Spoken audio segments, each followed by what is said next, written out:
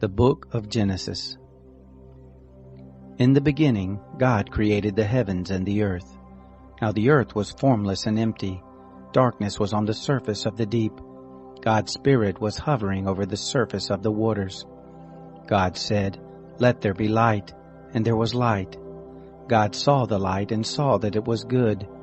God divided the light from the darkness. God called the light day, and the darkness he called night. There was evening and there was morning, one day. God said, "Let there be an expanse in the midst of the waters, and let it divide the waters from the waters." God made the expanse and divided the waters which were under the expanse from the waters which were above the expanse, and it was so. God called the expanse sky. There was evening and there was morning, a second day. God said, "Let the waters under the sky be gathered together to one place, and let the dry land appear," and it was so. God called the dry land earth, and the gathering together of the waters he called seas. God saw that it was good. God said, "Let the earth put forth grass, herbs yielding seed, and fruit trees bearing fruit after their kind, with its seed in it on the earth," and it was so. The earth brought forth grass, herbs yielding seed after their kind, and trees bearing fruit with its seed in it after their kind. And God saw that it was good. There was evening and there was morning, a third day. God said, "Let there be lights in the expanse of the sky to divide the day from the night, and let them be for signs, and for seasons, and for days and years, and let them be for lights in the expanse of sky to give light on the earth." And it was so. God made the two great lights, the greater light to rule the day, and the lesser light to rule the night. He also made the stars. God set them in the expanse of sky to give light to the earth, and to rule over the day and over the night, and to divide the light from the darkness. God saw that it was good. There was evening and there was morning, a fourth day. God said, "Let the waters swarm with swarms of living creatures, and let birds fly above the earth in the open expanse of sky." God created the large sea creatures, and every living creature that moves, with which the waters swarmed after their kind, and every winged bird after its kind. God saw that it was good. God blessed them, saying, "Be fruitful and multiply, and fill the waters and the seas, and let birds multiply on the earth." There was evening and there was morning, a fifth day. God said, "Let the earth bring forth living creatures after their kind, cattle, creeping things, and animals of the earth after their kind," and it was so. God made the animals of the earth after their kind, and the cattle after their kind, and everything that creeps on the ground after its kind. God saw that it was good. God said, "Let us make man in our image, after our likeness, and let them have dominion over the fish of the sea, and over the birds of the sky, and over the cattle, and over all the earth, and over every creeping thing that creeps on the earth." God created man in his own image. In God's image he created him, male and female he created them. God blessed them. God said to them, "Be fruitful, multiply, fill the earth and subdue it. Have dominion over the fish of the sea, over the birds of the sky, and over every living thing that moves on the earth." God said, "Behold, I have given you every herb yielding seed, which is on the surface of all the earth, and every tree which bears fruit yielding seed. It will be your food. To every animal of the earth, and to every bird of the sky, and to everything that creeps on the earth in which there is life, I have given every green herb for food." And it was so. God saw everything that he had made, and behold, it was very good. There was evening and there was morning, the sixth day. The heavens and the earth were finished, and all the host of them. On the seventh day God finished his work which he had made, and he rested on the seventh day from all his work which he had made. God blessed the seventh day, and made it holy, because he rested in it from all his work which he had created and made. This is the history of the generations of the heavens and of the earth when they were created, in the day that the Lord God made earth and the heavens. No plant of the field was yet in the earth, and no herb of the field had yet sprung up, for the Lord God had not caused it to rain on the earth. There was not a man to till the ground, but a mist went up from the earth and watered the whole surface of the ground. The Lord God formed man from the dust of the ground, and breathed into his nostrils the breath of life, and man became a living soul. The Lord God planted a garden eastward in Eden, and there he put the man whom he had formed.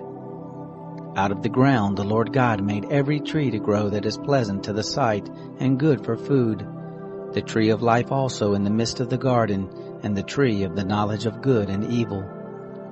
A river went out of Eden to water the garden, and from there it was parted, and became 4 heads. The name of the first is Pishon. This is the one which flows through the whole land of Havilah, where there is gold, and the gold of that land is good. There is aromatic resin and the onyx stone. The name of the second river is Gihon, the same river that flows through the whole land of Cush. The name of the third river is Hiddekel. This is the one which flows in front of Assyria. The fourth river is the Euphrates. The Lord God took the man and put him into the Garden of Eden to dress it and to keep it. The Lord God commanded the man, saying, Of every tree of the garden you may freely eat, but of the tree of the knowledge of good and evil you shall not eat of it, for in the day that you eat of it you will surely die. The Lord God said, It is not good that the man should be alone. I will make him a helper suitable for him. Out of the ground the Lord God formed every animal of the field and every bird of the sky, and brought them to the man to see what he would call them. Whatever the man called every living creature, that was its name. The man gave names to all cattle, and to the birds of the sky, and to every animal of the field.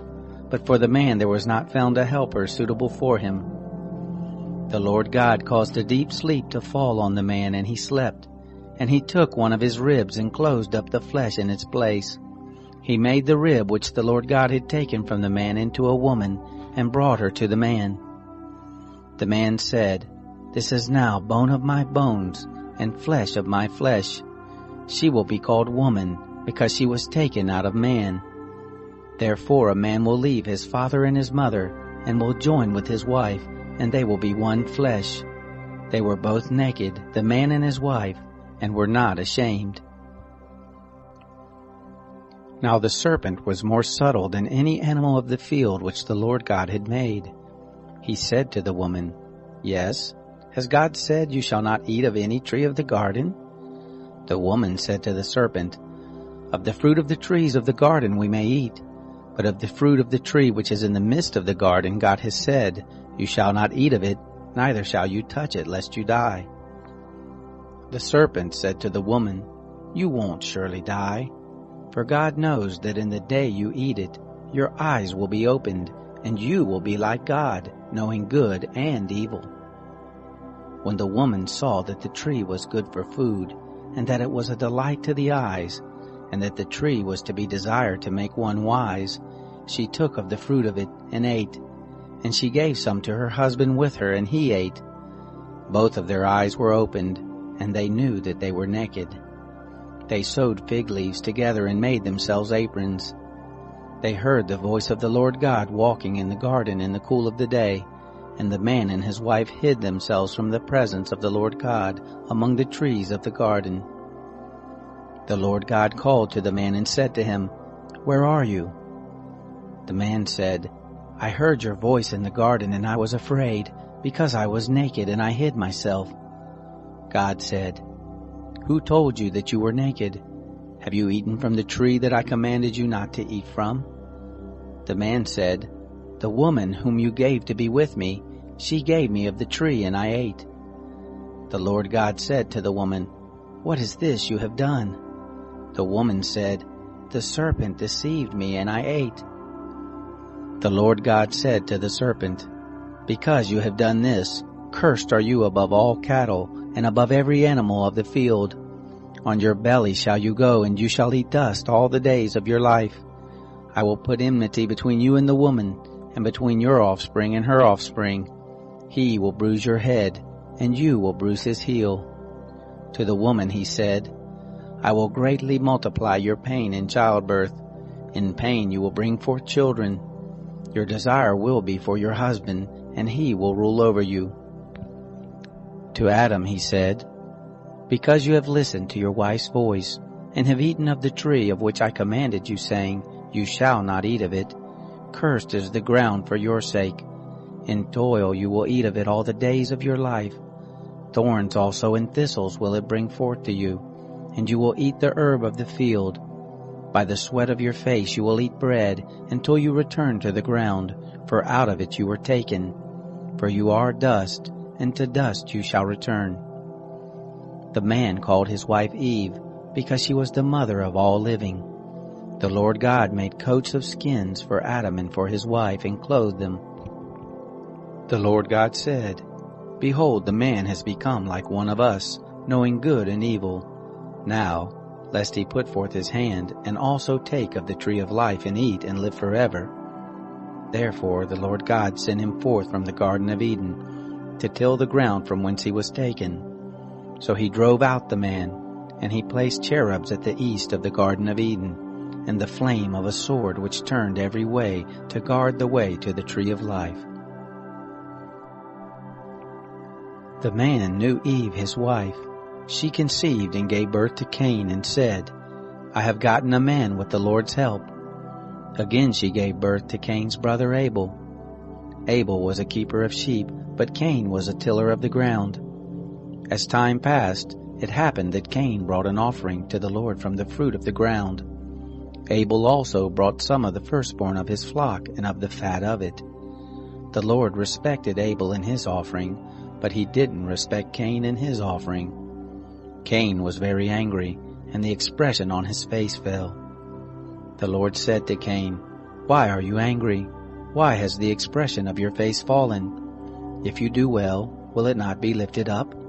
If you don't do well, sin crouches at the door. Its desire is for you, but you are to rule over it." Cain said to Abel his brother, "Let's go into the field." It happened when they were in the field, that Cain rose up against Abel his brother and killed him. The Lord said to Cain, "Where is Abel, your brother?" He said, "I don't know. Am I my brother's keeper?" The Lord said, "What have you done?" "The voice of your brother's blood cries to me from the ground. Now you are cursed because of the ground, which has opened its mouth to receive your brother's blood from your hand. From now on, when you till the ground, it won't yield its strength to you. You shall be a fugitive and a wanderer in the earth." Cain said to the Lord, "My punishment is greater than I can bear. Behold, you have driven me out this day from the surface of the ground. I will be hidden from your face, and I will be a fugitive and a wanderer in the earth. It will happen that whoever finds me will kill me." The Lord said to him, "Therefore, whoever slays Cain, vengeance will be taken on him sevenfold." The Lord appointed a sign for Cain, lest any finding him should strike him.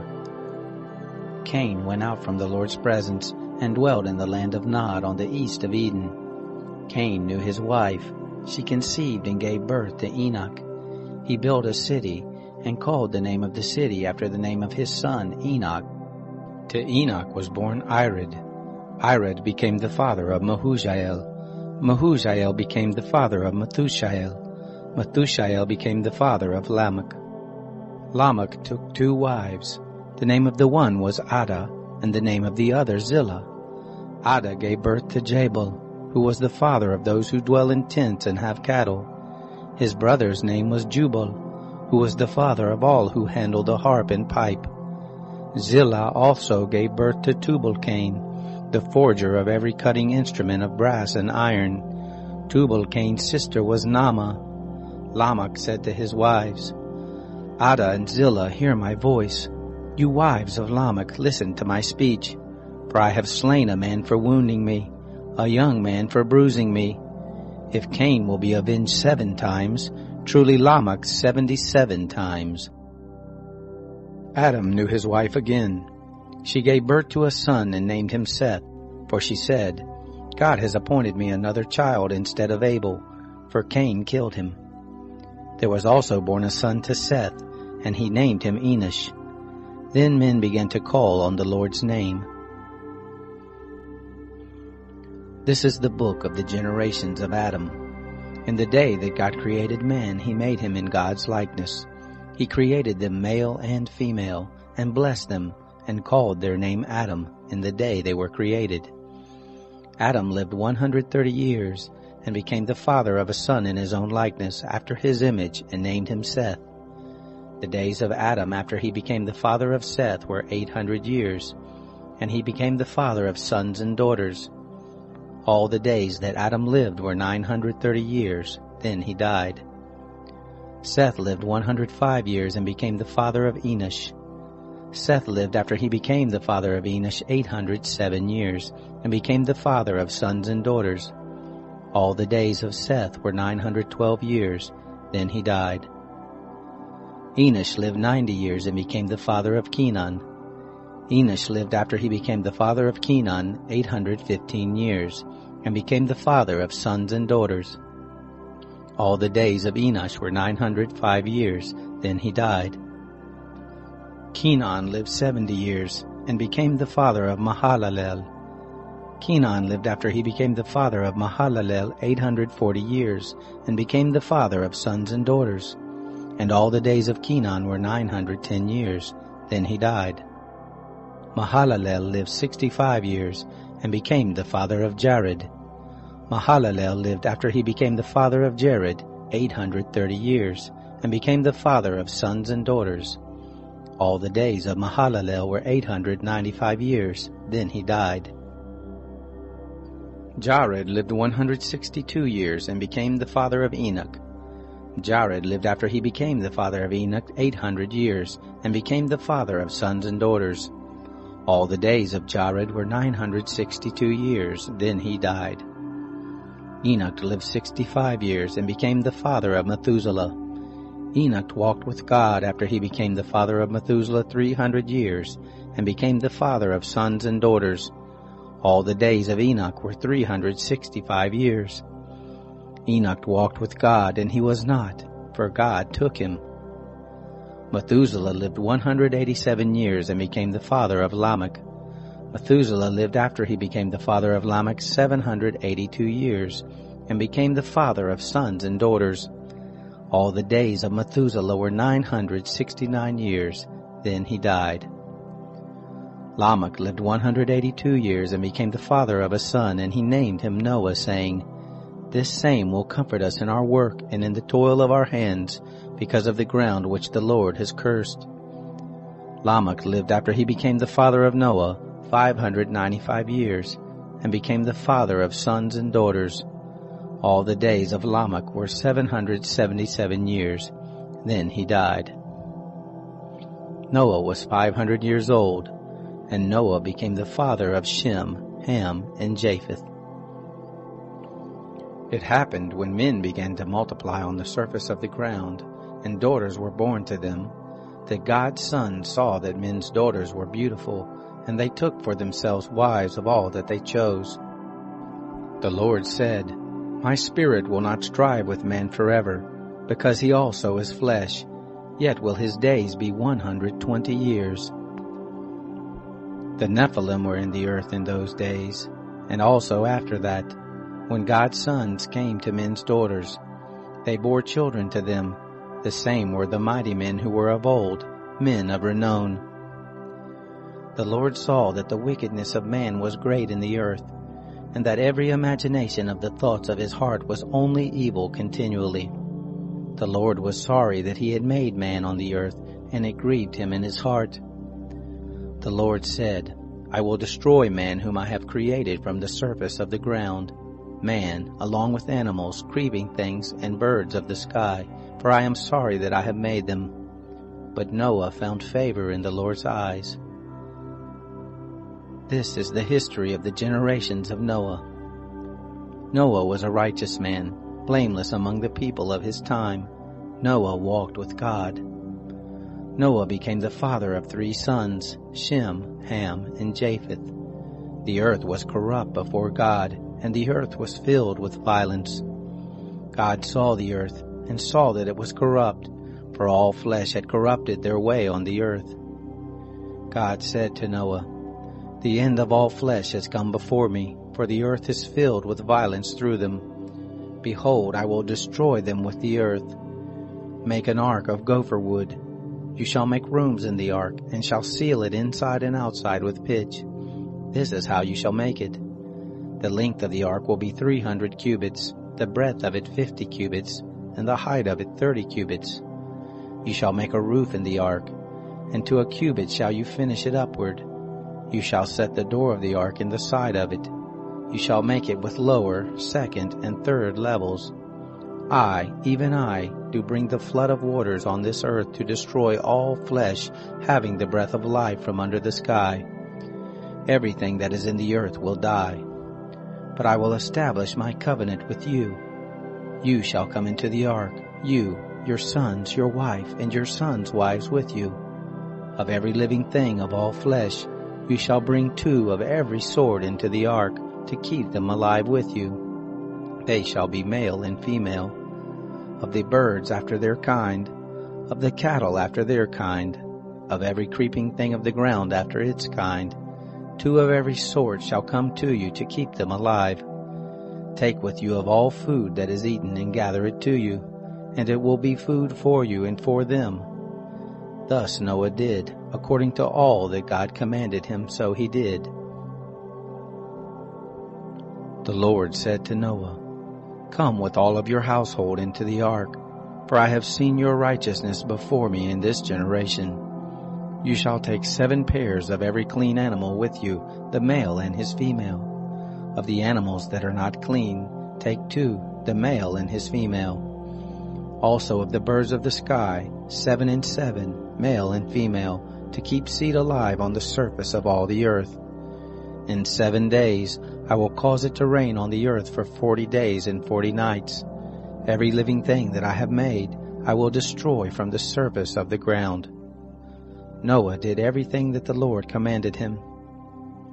Noah was 600 years old when the flood of waters came on the earth. Noah went into the ark with his sons, his wife, and his sons' wives, because of the waters of the flood. Clean animals, animals that are not clean, birds, and everything that creeps on the ground, went by pairs to Noah into the ark, male and female, as God commanded Noah. It happened after the 7 days that the waters of the flood came on the earth. In the 600th year of Noah's life, in the 2nd month, on the 17th day of the month, on the same day all the fountains of the great deep were burst open, and the sky's windows were opened. The rain was on the earth 40 days and 40 nights. In the same day, Noah and Shem, Ham, and Japheth, the sons of Noah, and Noah's wife, and the 3 wives of his sons with them, entered into the ark.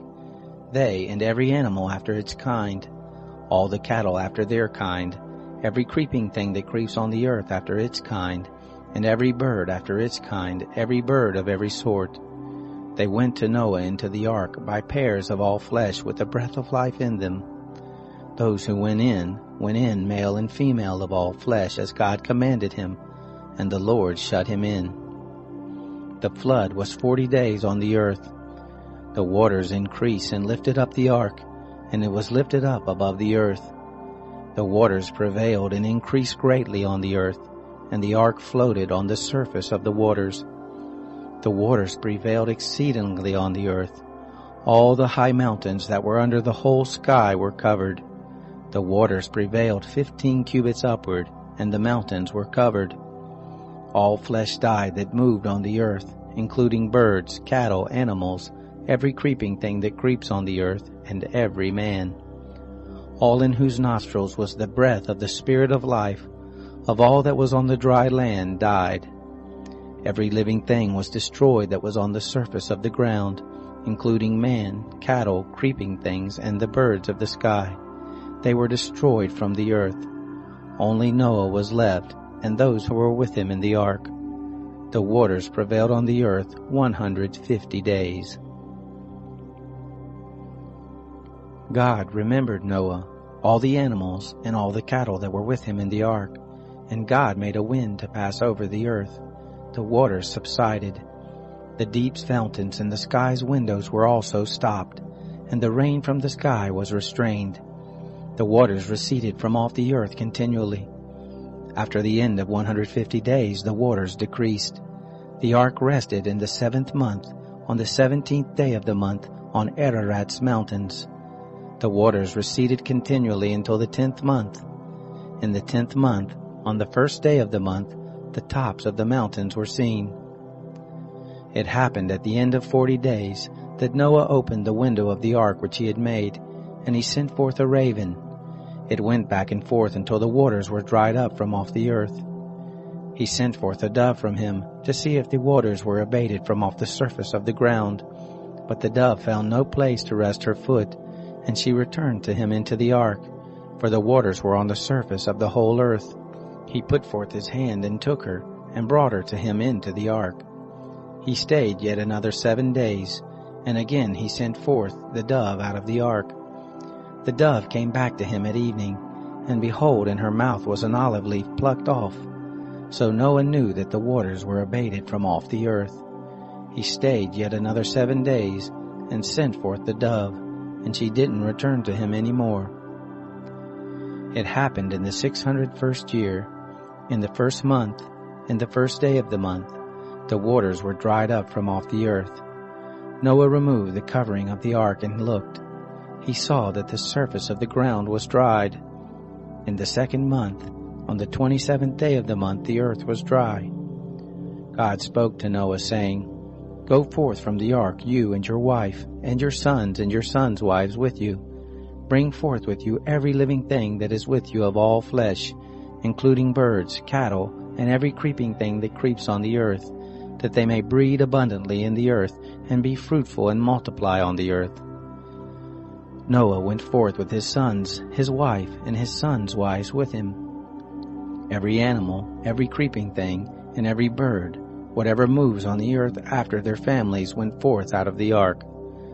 Noah built an altar to the Lord, and took of every clean animal, and of every clean bird, and offered burnt offerings on the altar. The Lord smelled the sweet savor.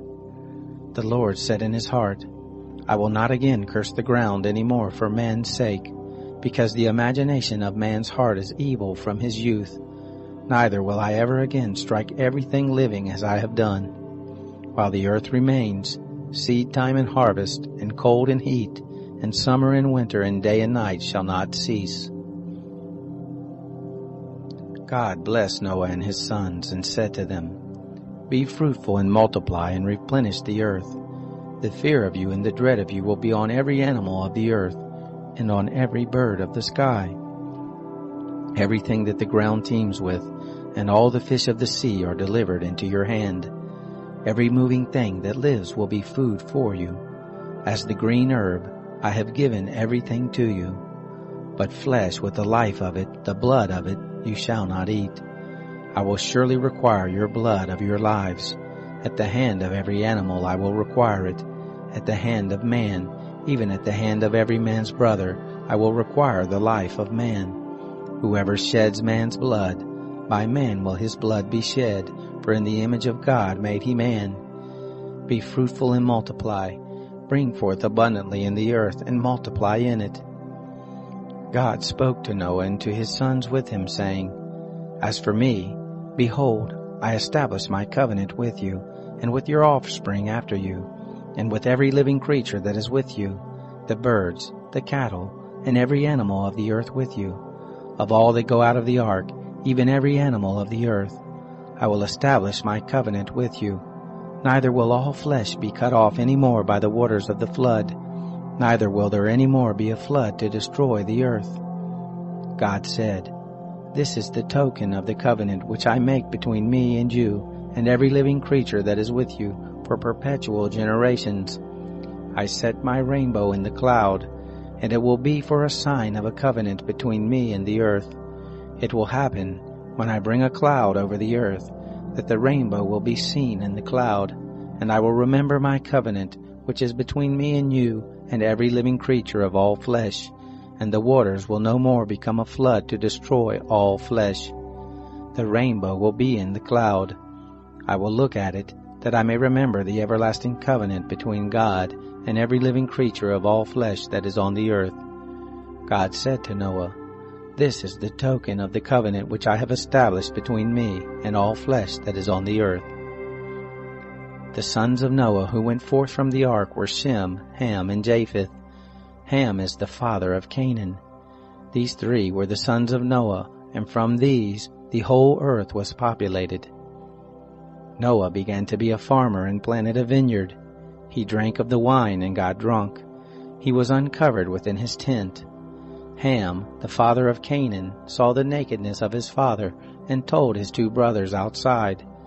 Shem and Japheth took a garment and laid it on both their shoulders, went in backwards, and covered the nakedness of their father. Their faces were backwards, and they didn't see their father's nakedness. Noah awoke from his wine and knew what his youngest son had done to him. He said, "Cursed be Canaan. A servant of servants will he be to his brothers." He said, "Blessed be the Lord, the God of Shem. Let Canaan be his servant." God enlarged Japheth. Let him dwell in the tents of Shem. Let Canaan be his servant. Noah lived 350 years after the flood. All the days of Noah were 950 years. Then he died. Now this is the history of the generations of the sons of Noah, and of Shem, Ham, and Japheth. Sons were born to them after the flood. The sons of Japheth: Gomer, Magog, Madai, Javan, Tubal, Meshach, and Tiras. The sons of Gomer: Ashkenaz, Riphath, and Togarmah. The sons of Javan: Elisha, Tarshish, Kittim, and Dodanim. Of these were the isles of the nations divided in their lands, everyone after his language, after their families in their nations. The sons of Ham: Cush, Mizraim, Put, and Canaan.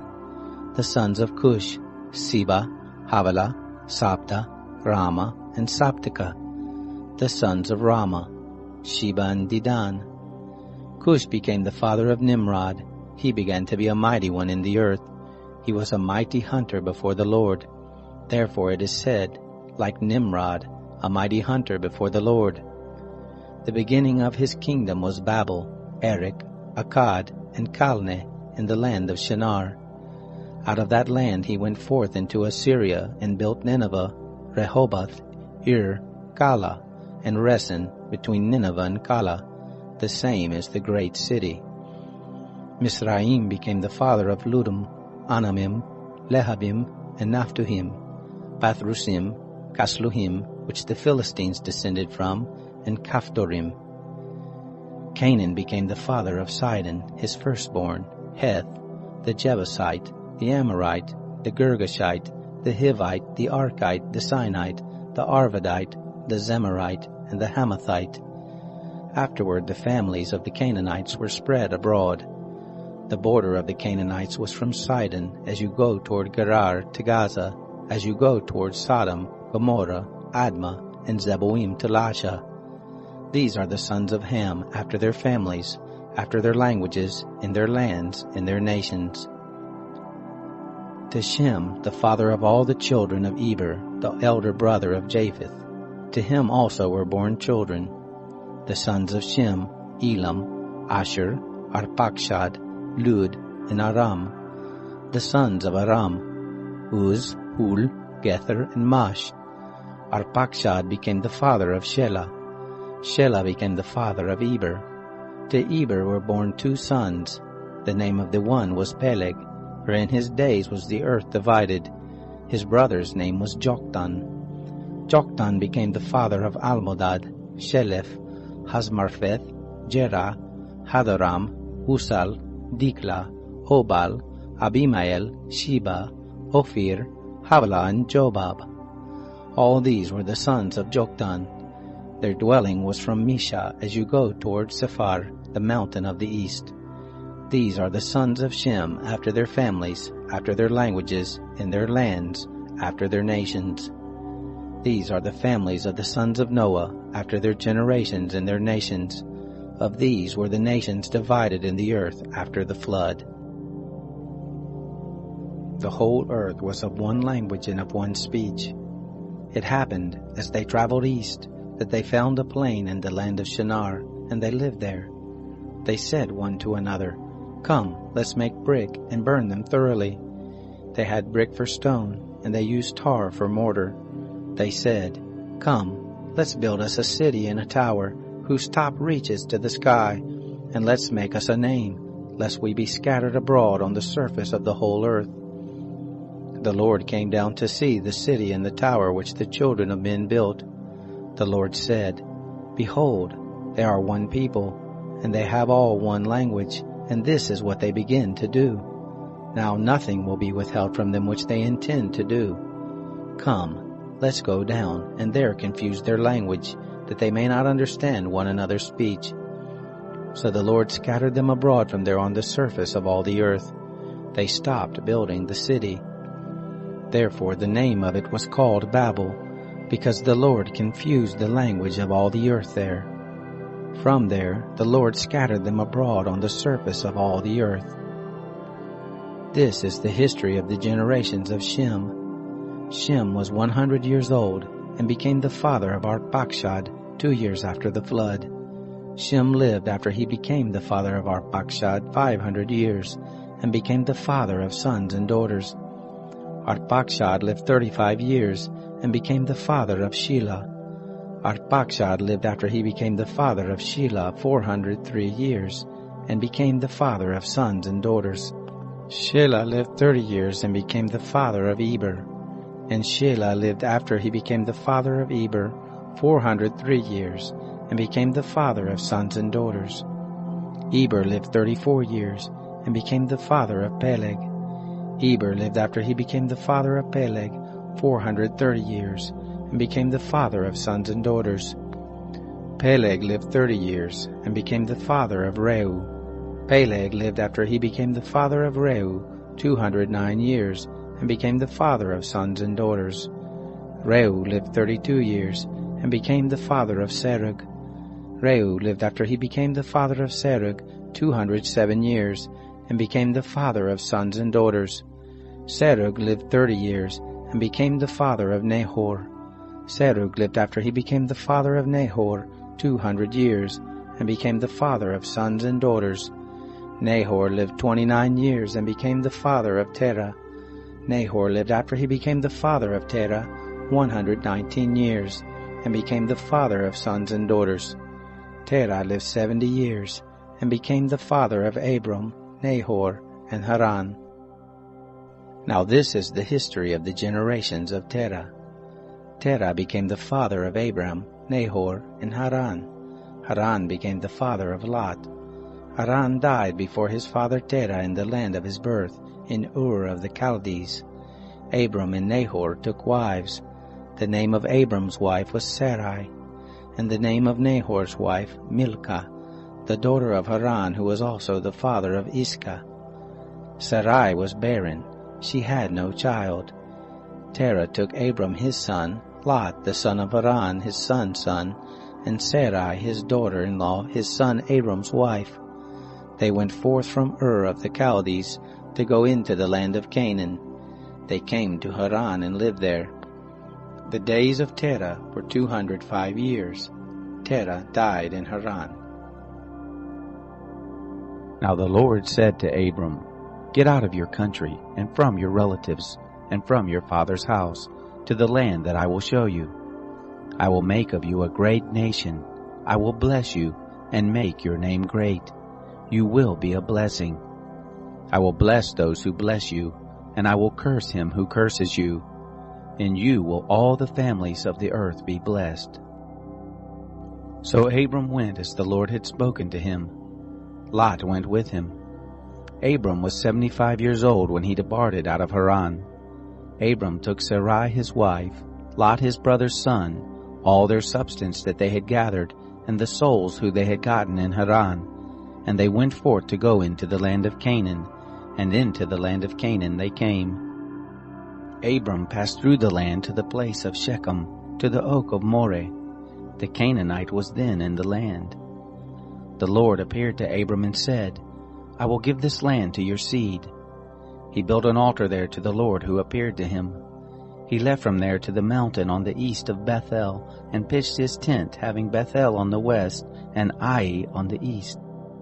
There he built an altar to the Lord, and called on the name of the Lord. Abram traveled, going on still toward the south. There was a famine in the land. Abram went down into Egypt to live as a foreigner there, for the famine was sore in the land. It happened, when he was come near to enter into Egypt, that he said to Sarai his wife, "See now, I know that you are a beautiful woman to look on. It will happen, when the Egyptians will see you, that they will say, 'This is his wife.' They will kill me, but they will save you alive. Please say that you are my sister, that it may be well with me for your sake, and that my soul may live because of you." It happened that when Abram had come into Egypt, the Egyptians saw that the woman was very beautiful. The princes of Pharaoh saw her and praised her to Pharaoh, and the woman was taken into Pharaoh's house. He dealt well with Abram for her sake. He had sheep and oxen and male donkeys, and men servants and maid servants and female donkeys and camels. The Lord plagued Pharaoh and his house with great plagues because of Sarai, Abram's wife. Pharaoh called Abram and said, "What is this that you have done to me? Why didn't you tell me that she was your wife? Why did you say, 'She is my sister,' so that I took her to be my wife? Now therefore, see your wife, take her and go your way." Pharaoh gave men charge concerning him, and they brought him on the way and his wife and all that he had. Abram went up out of Egypt, he, his wife, all that he had, and Lot with him into the south. Abram was very rich in cattle, in silver and in gold. He went on his journeys from the south even to Bethel, to the place where his tent had been at the beginning, between Bethel and Ai, to the place of the altar, which he had made there at the first. There Abram called on the name of the Lord. Lot also, who went with Abram, had flocks and herds and tents. The land was not able to bear them, that they might live together, for their substance was great, so that they could not live together. There was strife between the herdsmen of Abram's cattle and the herdsmen of Lot's cattle, and the Canaanite and the Perizzite lived then in the land.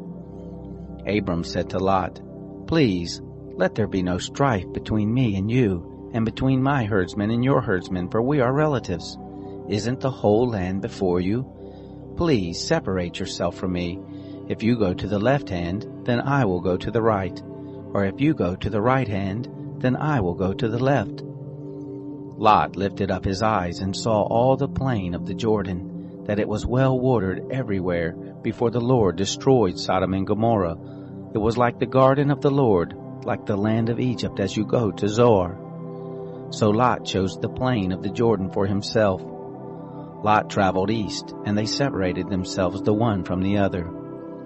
Abram lived in the land of Canaan, and Lot lived in the cities of the plain, and moved his tent as far as Sodom. Now the men of Sodom were exceedingly wicked, and sinners against the Lord. The Lord said to Abram, after Lot was separated from him, "Now lift up your eyes and look from the place where you are, northward and southward, and eastward and westward. For all the land which you see I will give to you, and to your offspring forever. I will make your offspring as the dust of the earth, so that if a man can number the dust of the earth, then your seed may also be numbered. Arise, walk through the land in the length of it and in the breadth of it, for I will give it to you." Abram moved his tent and came and lived by the oaks of Mamre, which are in Hebron, and built an altar there to the Lord. It happened in the days of Amraphel, king of Shinar, Arioch, king of Elasar, Kedorlaomer, king of Elam, and Tidal, king of Goim, that they made war with Bera, king of Sodom, and with Birsha, king of Gomorrah, Shinab, king of Admah, and Shemabir, king of Zeboim, and the king of Bela, the same is Zoar. All these joined together in the valley of Siddim, the same as the Salt Sea. 12 years they served Kedorlaomer, and in the 13th year they rebelled. In the 14th year Kedorlaomer came, and the kings who were with him, and struck the Rephaim in Ashtaroth Karnaim, and the Zuzim in Ham, and the Imim in Shaveh Kiriathaim, and the Horites in their Mount Seir, to El Paran, which is by the wilderness. They returned and came to En Mishpat, the same as Kadesh, and struck all the country of the Amalekites, and also the Amorites that lived in Hazazon Tamar. There went out the king of Sodom, and the king of Gomorrah, and the king of Admah, and the king of Zeboim, and the king of Bela, the same is Zoar. And they set the battle in array against them in the valley of Siddim, against Kedorlaomer king of Elam, and Tidal king of Goim, and Amraphel king of Shinar, and Arioch king of Elasar, 4 kings against the 5.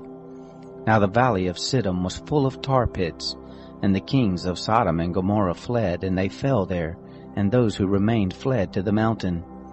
They took all the goods of Sodom and Gomorrah, and all their food, and went their way. They took Lot, Abram's brother's son, who lived in Sodom, and his goods, and departed. One who had escaped came and told Abram the Hebrew. Now he lived by the oaks of Mamre, the Amorite, brother of Eshcol, and brother of Aner, and these were allies of Abram. When Abram heard that his relative was taken captive, he led forth his trained men, born in his house, 318, and pursued as far as Dan. He divided himself against them by night, he and his servants, and struck them, and pursued them to Hobah, which is on the left hand of Damascus. He brought back all the goods, and also brought back his relative Lot and his goods, and the women also and the people. The king of Sodom went out to meet him, after his return from the slaughter of Kedorlaomer, and the kings who were with him, at the valley of Shaveh, the same is the king's valley.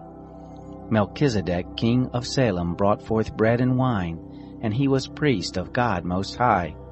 He blessed him and said, Blessed be Abram of God Most High, possessor of heaven and earth, and blessed be God Most High, who has delivered your enemies into your hand. Abram gave him 1/10 of all. The king of Sodom said to Abram, Give me the people, and take the goods to yourself. Abram said to the king of Sodom, I have lifted up my hands to the Lord God Almighty, possessor of heaven and earth, that I will not take a thread, nor a shoe latchet, nor anything that is yours, lest you should say, I have made Abram rich, except only that which the young men have eaten, and the portion of the men who went with me, Aner, Eshcol, and Mamre, let them take their portion. After these things, the word of the Lord came to Abram in a vision, saying, Don't be afraid, Abram. I am your shield, your exceedingly great reward. Abram said, Lord God, what will you give me, seeing I go childless, and he who will inherit my estate is Eliezer of Damascus? Abram said, Behold, to me you have given no seed, and behold, one born in my house is my heir. Behold, the word of the Lord came to him, saying, This man will not be your heir, but he who will come forth out of your own body will be your heir.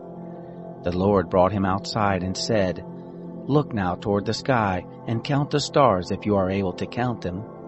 He said to Abram, So shall your seed be. He believed in the Lord, and he reckoned it to him for righteousness. He said to him, I am the Lord who brought you out of Ur of the Chaldees, to give you this land to inherit it. He said, Lord God, how will I know that I will inherit it? He said to him, Take me a heifer 3 years old, a female goat 3 years old, a ram 3 years old, a turtle dove, and a young pigeon. He took him all these and divided them in the middle, and laid each half opposite the other, but he didn't divide the birds. The birds of prey came down on the carcasses, and Abram drove them away. When the sun was going down, a deep sleep fell on Abram. Now terror and great darkness fell on him. He said to Abram, Know for sure that your seed will live as foreigners in a land that is not theirs, and will serve them. They will afflict them 400 years. I will also judge that nation whom they will serve. Afterward they will come out with great substance. But you will go to your fathers in peace. You will be buried in a good old age. In the 4th generation they will come here again, for the iniquity of the Amorite is not yet full. It came to pass that, when the sun went down and it was dark, behold, a smoking furnace and a flaming torch passed between these pieces. In that day the Lord made a covenant with Abram, saying, To your seed have I given this land, from the river of Egypt to the great river, the river Euphrates.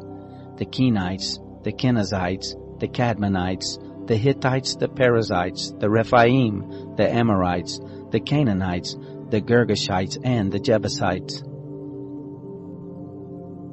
Now Sarai, Abram's wife, bore him no children.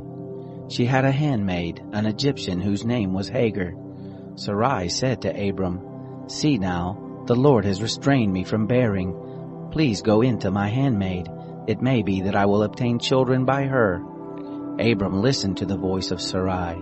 Sarai, Abram's wife, took Hagar the Egyptian, her handmaid, after Abram had lived 10 years in the land of Canaan, and gave her to Abram her husband to be his wife. He went in to Hagar, and she conceived. When she saw that she had conceived, her mistress was despised in her eyes. Sarai said to Abram, "This wrong is your fault. I gave my handmaid into your bosom, and when she saw that she had conceived, I was despised in her eyes. The Lord judge between me and you." But Abram said to Sarai, "Behold, your maid is in your hand. Do to her whatever is good in your eyes." Sarai dealt harshly with her, and she fled from her face. The angel of the Lord found her by a fountain of water in the wilderness, by the fountain in the way to Shur. He said, "Hagar, Sarai's handmaid, where did you come from? Where are you going?" She said, "I am fleeing from the face of my mistress Sarai." The angel of the Lord said to her, "Return to your mistress and submit yourself under her hands." The angel of the Lord said to her, "I will greatly multiply your seed, and they will not be numbered for multitude." The angel of the Lord said to her, "Behold, you are with child, and will bear a son. You shall call his name Ishmael, because the Lord has heard your affliction. He will be like a wild donkey among men. His hand will be against every man, and every man's hand against him. He will live opposite all of his brothers." She called the name of the Lord, who spoke to her, "You are a God who sees." For she said, "Have I even stayed alive after seeing him?" Therefore the well was called Beir Lahai-roi. Behold, it is between Kadesh and Bered. Hagar bore a son for Abram. Abram called the name of his son, whom Hagar bore, Ishmael. Abram was 86 years old when Hagar bore Ishmael to Abram. When Abram was 99 years old, the Lord appeared to Abram and said to him, "I am God Almighty. Walk before me and be blameless. I will make my covenant between me and you, and will multiply you exceedingly." Abram fell on his face. God talked with him, saying, "As for me, behold, my covenant is with you. You will be the father of a multitude of nations. Neither will your name any more be called Abram, but your name will be Abraham, for the father of a multitude of nations have I made you. I will make you exceeding fruitful, and I will make nations of you. Kings will come out of you. I will establish my covenant between me and you, and your seed after you throughout their generations, for an everlasting covenant, to be a God to you, and to your seed after you. I will give to you, and to your seed after you, the land where you are traveling, all the land of Canaan, for an everlasting possession. I will be their God." God said to Abraham, "As for you, you will keep my covenant, you and your seed after you throughout their generations. This is my covenant which you shall keep between me and you and your seed after you. Every male among you shall be circumcised. You shall be circumcised in the flesh of your foreskin. It will be a token of a covenant between me and you. He who is 8 days old will be circumcised among you. Every male throughout your generations, he who is born in the house or bought with money of any foreigner who is not of your seed. He who is born in your house, and he who is brought with your money must be circumcised. My covenant will be in your flesh for an everlasting covenant. The uncircumcised male who is not circumcised in the flesh of his foreskin, that soul shall be cut off from his people. He has broken my covenant." God said to Abraham, "As for Sarai your wife, you shall not call her name Sarai, but her name will be Sarah. I will bless her, and moreover I will give you a son by her. Yes, I will bless her, and she will be a mother of nations. Kings of peoples will come from her." Then Abraham fell on his face and laughed, and said in his heart, "Will a child be born to him who is 100 years old? Will Sarah, who is 90 years old, give birth?" Abraham said to God, "Oh, that Ishmael might live before you." God said, "No, but Sarah your wife will bear you a son. You shall call his name Isaac. I will establish my covenant with him for an everlasting covenant for his seed after him. As for Ishmael, I have heard you. Behold, I have blessed him, and will make him fruitful, and will multiply him exceedingly. He will become the father of 12 princes, and I will make him a great nation. But my covenant I will establish with Isaac, whom Sarah will bear to you at this time next year." When he had finished talking with him, God went up from Abraham. Abraham took Ishmael his son, all who were born in his house, and all who were bought with his money, every male among the men of Abraham's house, and circumcised the flesh of their foreskin in the same day, as God had said to him. Abraham was 99 years old when he was circumcised in the flesh of his foreskin. Ishmael his son was 13 years old when he was circumcised in the flesh of his foreskin. In the same day both Abraham and Ishmael his son were circumcised. All the men of his house, those born in the house and those bought with money of a foreigner, were circumcised with him. The Lord appeared to him by the oaks of Mamre, as he sat in the tent door in the heat of the day. He lifted up his eyes and looked, and saw that 3 men stood opposite him.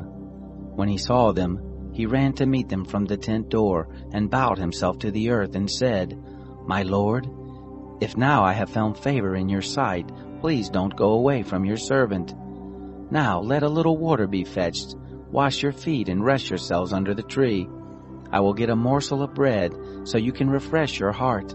After that you may go your way, now that you have come to your servant." They said, "Very well, do as you have said." Abraham hurried into the tent to Sarah and said, "Quickly make ready 3 measures of fine meal, mix it and make cakes." Abraham ran to the herd and fetched a tender and good calf and gave it to the servant. He hurried to dress it. He took butter, milk, and the calf which he had dressed, and set it before them. He stood by them under the tree, and they ate. They said to him, "Where is Sarah your wife?" He said, "See, in the tent." He said, "I will certainly return to you when the season comes round. Behold, Sarah your wife will have a son." Sarah heard in the tent door which was behind him. Now Abraham and Sarah were old, well advanced in age.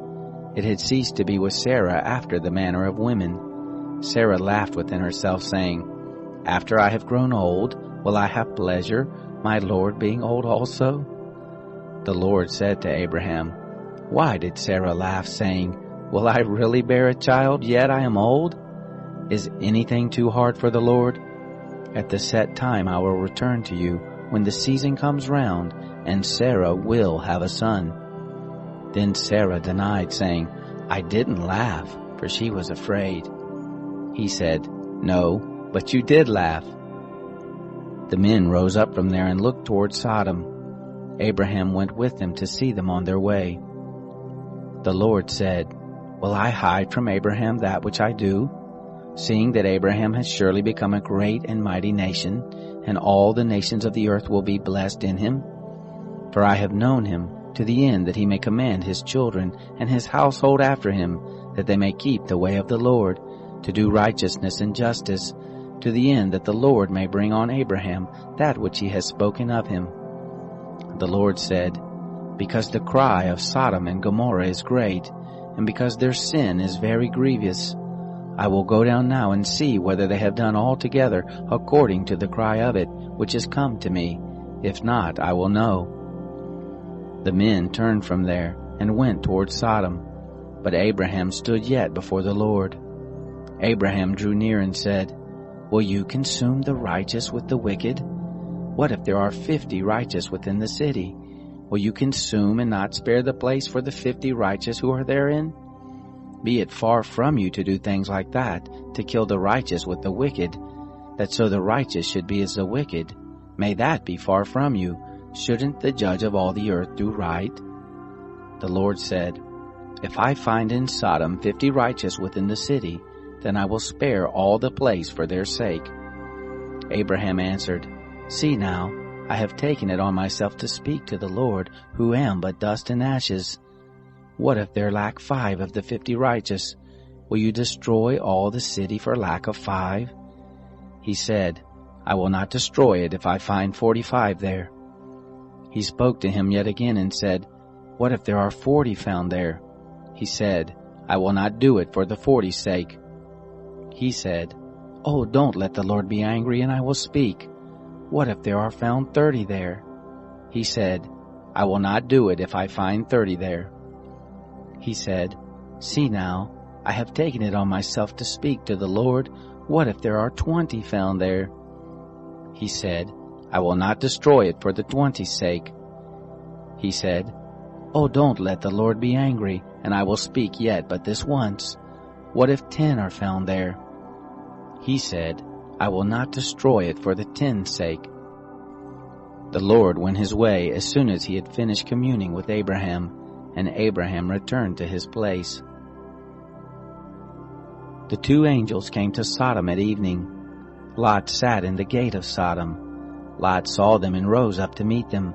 He bowed himself with his face to the earth, and he said, "See now, my lords, please turn aside into your servant's house. Stay all night, wash your feet, and you will rise up early and go on your way." They said, "No, but we will stay in the streets all night." He urged them greatly, and they came in with him and entered into his house. He made them a feast and baked unleavened bread, and they ate. But before they lay down, the men of the city, the men of Sodom, surrounded the house, both young and old, all the people from every quarter. They called to Lot and said to him, "Where are the men who came in to you this night? Bring them out to us, that we may have sex with them." Lot went out to them to the door and shut the door after him. He said, "Please, my brothers, don't act so wickedly. See now, I have 2 virgin daughters. Please let me bring them out to you, and do you to them as is good in your eyes. Only don't do anything to these men, because they have come under the shadow of my roof." They said, "Stand back." They said, "This fellow came in to live as a foreigner, and he appoints himself a judge. Now we will deal worse with you than with them." They pressed hard on the man, even Lot, and drew near to break the door. But the men put forth their hand, and brought Lot into the house to them, and shut the door. They struck the men who were at the door of the house with blindness, both small and great, so that they wearied themselves to find the door. The men said to Lot, "Do you have anybody else here? Sons-in-law, your sons, your daughters, and whoever you have in the city, bring them out of the place, for we will destroy this place, because the cry of them is grown great before the Lord. The Lord has sent us to destroy it." Lot went out and spoke to his sons-in-law, who were pledged to marry his daughters, and said, "Get up, get out of this place, for the Lord will destroy the city." But he seemed to his sons-in-law to be joking. When the morning arose, then the angels hurried Lot, saying, "Arise, take your wife, and your 2 daughters who are here, lest you be consumed in the iniquity of the city." But he lingered, and the men laid hold on his hand, and on the hand of his wife, and on the hand of his 2 daughters, the Lord being merciful to him, and they took him out, and set him outside of the city. It came to pass, when they had taken them out, that he said, "Escape for your life. Don't look behind you, neither stay anywhere in the plain. Escape to the mountain, lest you be consumed." Lot said to them, "Oh, not so, my lord. See now, your servant has found favor in your sight, and you have magnified your loving kindness, which you have shown to me in saving my life. I can't escape to the mountain, lest evil overtake me and I die. See now, this city is near to flee to, and it is a little one. Oh, let me escape there. Isn't it a little one? And my soul will live." He said to him, "Behold, I have granted your request concerning this thing also, that I will not overthrow the city of which you have spoken. Hurry, escape there, for I can't do anything until you get there." Therefore the name of the city was called Zoar. The sun was risen on the earth when Lot came to Zoar. Then the Lord rained on Sodom and on Gomorrah sulfur and fire from the Lord out of the sky. He overthrew those cities, all the plain, all the inhabitants of the cities, and that which grew on the ground. But his wife looked back from behind him, and she became a pillar of salt. Abraham got up early in the morning to the place where he had stood before the Lord. He looked toward Sodom and Gomorrah, and toward all the land of the plain, and looked, and saw that the smoke of the land went up as the smoke of a furnace. It happened, when God destroyed the cities of the plain, that God remembered Abraham, and sent Lot out of the midst of the overthrow, when he overthrew the cities in which Lot lived. Lot went up out of Zoar, and lived in the mountain, and his 2 daughters with him, for he was afraid to live in Zoar. He lived in a cave with his 2 daughters.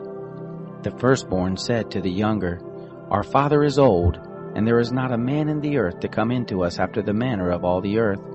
Come, let's make our father drink wine, and we will lie with him, that we may preserve our father's seed. They made their father drink wine that night, and the firstborn went in and lay with her father. He didn't know when she lay down, nor when she arose.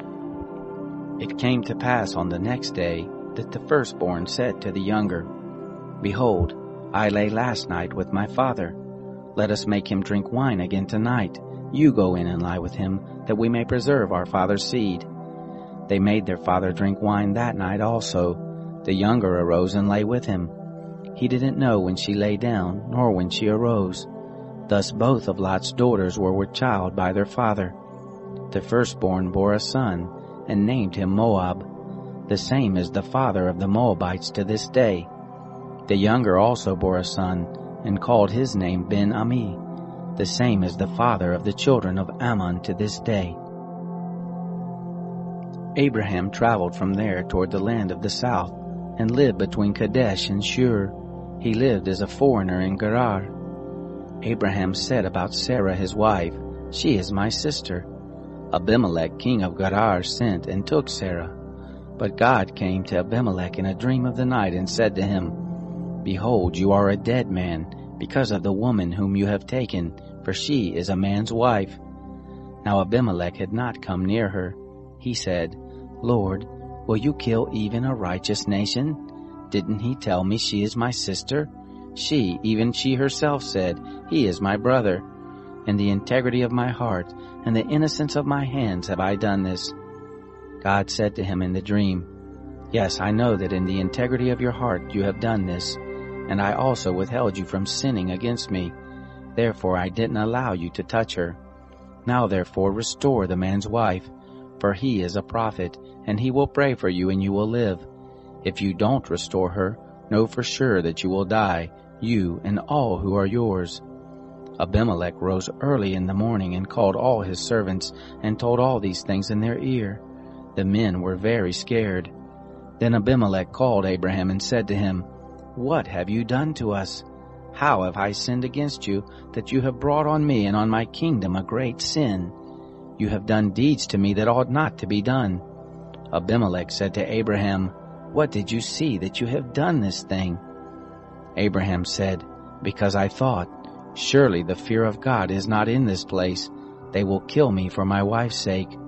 Moreover, she is indeed my sister, the daughter of my father, but not the daughter of my mother, and she became my wife. It happened, when God caused me to wander from my father's house, that I said to her, This is your kindness which you shall show to me. Everywhere that we go, say of me, He is my brother. Abimelech took sheep and oxen, men servants and women servants, and gave them to Abraham, and restored Sarah his wife to him. Abimelech said, Behold, my land is before you, dwell where it pleases you. To Sarah he said, Behold, I have given your brother 1,000 pieces of silver. Behold, it is for you a covering of the eyes to all that are with you. In front of all you are vindicated. Abraham prayed to God. God healed Abimelech and his wife, and his maidservants, and they bore children. For the Lord had closed up tight all the wombs of the house of Abimelech, because of Sarah, Abraham's wife. The Lord visited Sarah as he had said, And the Lord did to Sarah as he had spoken. Sarah conceived, and bore Abraham a son in his old age, at the set time of which God had spoken to him. Abraham called his son who was born to him, whom Sarah bare to him, Isaac. Abraham circumcised his son Isaac when he was 8 days old, as God had commanded him.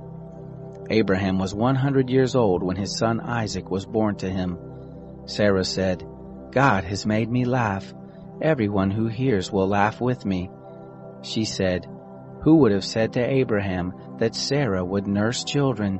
For I have borne him a son in his old age. The child grew and was weaned. Abraham made a great feast on the day that Isaac was weaned.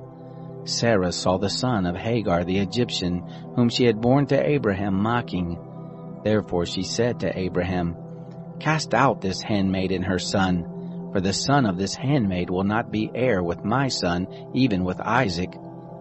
The thing was very grievous in Abraham's sight on account of his son. God said to Abraham, Don't let it be grievous in your sight because of the boy, and because of your handmaid. In all that Sarah says to you, listen to her voice, for from Isaac will your seed be called. Also of the son of the handmaid will I make a nation, because he is your seed. Abraham rose up early in the morning, and took bread and a bottle of water, and gave it to Hagar, putting it on her shoulder, and gave her the child, and sent her away. She departed and wandered in the wilderness of Beersheba. The water in the bottle was spent, and she cast the child under one of the shrubs. She went and sat down opposite him a good way off, about a bow shot away. For she said, Don't let me see the death of the child. She sat over against him and lifted up her voice and wept. God heard the voice of the boy. The angel of God called to Hagar out of the sky and said to her, What ails you, Hagar? Don't be afraid, for God has heard the voice of the boy where he is. Get up, lift up the boy and hold him in your hand, for I will make him a great nation. God opened her eyes, and she saw a well of water. She went, filled the bottle with water, and gave the boy drink. God was with the boy, and he grew. He lived in the wilderness, and became as he grew up an archer. He lived in the wilderness of Paran. His mother took a wife for him out of the land of Egypt. It happened at that time that Abimelech and Phicol, the captain of his host, spoke to Abraham, saying, God is with you in all that you do. Now therefore swear to me here by God that you will not deal falsely with me, nor with my son, nor with my son's son. But according to the kindness that I have done to you, you shall do to me, and to the land in which you have lived as a foreigner. Abraham said, I will swear. Abraham complained to Abimelech because of a water well which Abimelech's servants had violently taken away. Abimelech said, I don't know who has done this thing, neither did you tell me, neither did I hear of it until today. Abraham took sheep and oxen and gave them to Abimelech. Those two made a covenant. Abraham set 7 ewe lambs of the flock by themselves. Abimelech said to Abraham, What do these 7 ewe lambs which you have set by themselves mean? He said, You shall take these 7 ewe lambs from my hand, that it may be a witness to me that I have dug this well. Therefore he called that place Beersheba, because they both swore there. So they made a covenant at Beersheba. Abimelech rose up with Phicol, the captain of his host, and they returned into the land of the Philistines. Abraham planted a tamarisk tree in Beersheba, and called there on the name of the Lord, the everlasting God. Abraham lived as a foreigner in the land of the Philistines many days. It happened after these things that God tested Abraham and said to him, Abraham. He said, Here I am. He said, Now take your son, your only son whom you love, even Isaac, and go into the land of Moriah. Offer him there for a burnt offering on one of the mountains which I will tell you of. Abraham rose early in the morning and saddled his donkey, and took 2 of his young men with him and Isaac his son. He split the wood for the burnt offering and rose up, and went to the place of which God had told him. On the 3rd day Abraham lifted up his eyes and saw the place far off. Abraham said to his young men, Stay here with the donkey. The boy and I will go yonder. We will worship, and come back to you." Abraham took the wood of the burnt offering and laid it on his son Isaac. He took in his hand the fire and the knife. They both went together. Isaac spoke to Abraham his father and said, "My father?" He said, "Here I am, my son." He said, "Here is the fire and the wood, but where is the lamb for a burnt offering?" Abraham said, "God will provide himself the lamb for a burnt offering, my son." So they both went together. They came to the place which God had told him of. Abraham built the altar there and laid the wood in order, bound Isaac his son and laid him on the altar on the wood. Abraham stretched forth his hand and took the knife to kill his son. The angel of the Lord called to him out of the sky and said, "Abraham, Abraham." He said, "Here I am." He said, "Don't lay your hand on the boy, neither do anything to him, for now I know that you fear God, seeing that you have not withheld your son, your only son, from me." Abraham lifted up his eyes and looked, and saw that behind him was a ram caught in the thicket by his horns. Abraham went and took the ram, and offered him up for a burnt offering instead of his son. Abraham called the name of that place Yahweh-Jireh, as it is said to this day, "In the Lord's mountain it will be provided." The angel of the Lord called to Abraham a second time out of the sky and said, "I have sworn by myself, says the Lord, because you have done this thing and have not withheld your son, your only son, that in blessing I will bless you, and in multiplying I will multiply your seed as the stars of the heavens, and as the sand which is on the seashore. Your seed will possess the gate of his enemies. In your seed will all the nations of the earth be blessed, because you have obeyed my voice." So Abraham returned to his young men, and they rose up and went together to Beersheba. Abraham lived at Beersheba. It happened after these things that it was told Abraham, saying, "Behold, Milcah, she also has borne children to your brother Nahor, Uz his firstborn, Buz his brother, Kemuel the father of Aram, Chesed, Hazo, Pildash, Jidlaph, and Bethuel. Bethuel became the father of Rebekah. These 8 Milcah bore to Nahor, Abraham's brother. His concubine, whose name was Reumah, also bare Teba, Gaham, Tahash, and Maacah. Sarah lived 127 years. These were the years of Sarah's life. Sarah died in Kiriath Arba, the same is Hebron, in the land of Canaan. Abraham came to mourn for Sarah and to weep for her. Abraham rose up from before his dead and spoke to the children of Heth, saying, "I am a stranger and a foreigner living with you. Give me a possession of a burying place with you, that I may bury my dead out of my sight." The children of Heth answered Abraham, saying to him, "Hear us, my lord. You are a prince of God among us. In the choice of our tombs bury your dead. None of us will withhold from you his tomb, but that you may bury your dead." Abraham rose up and bowed himself to the people of the land, even to the children of Heth.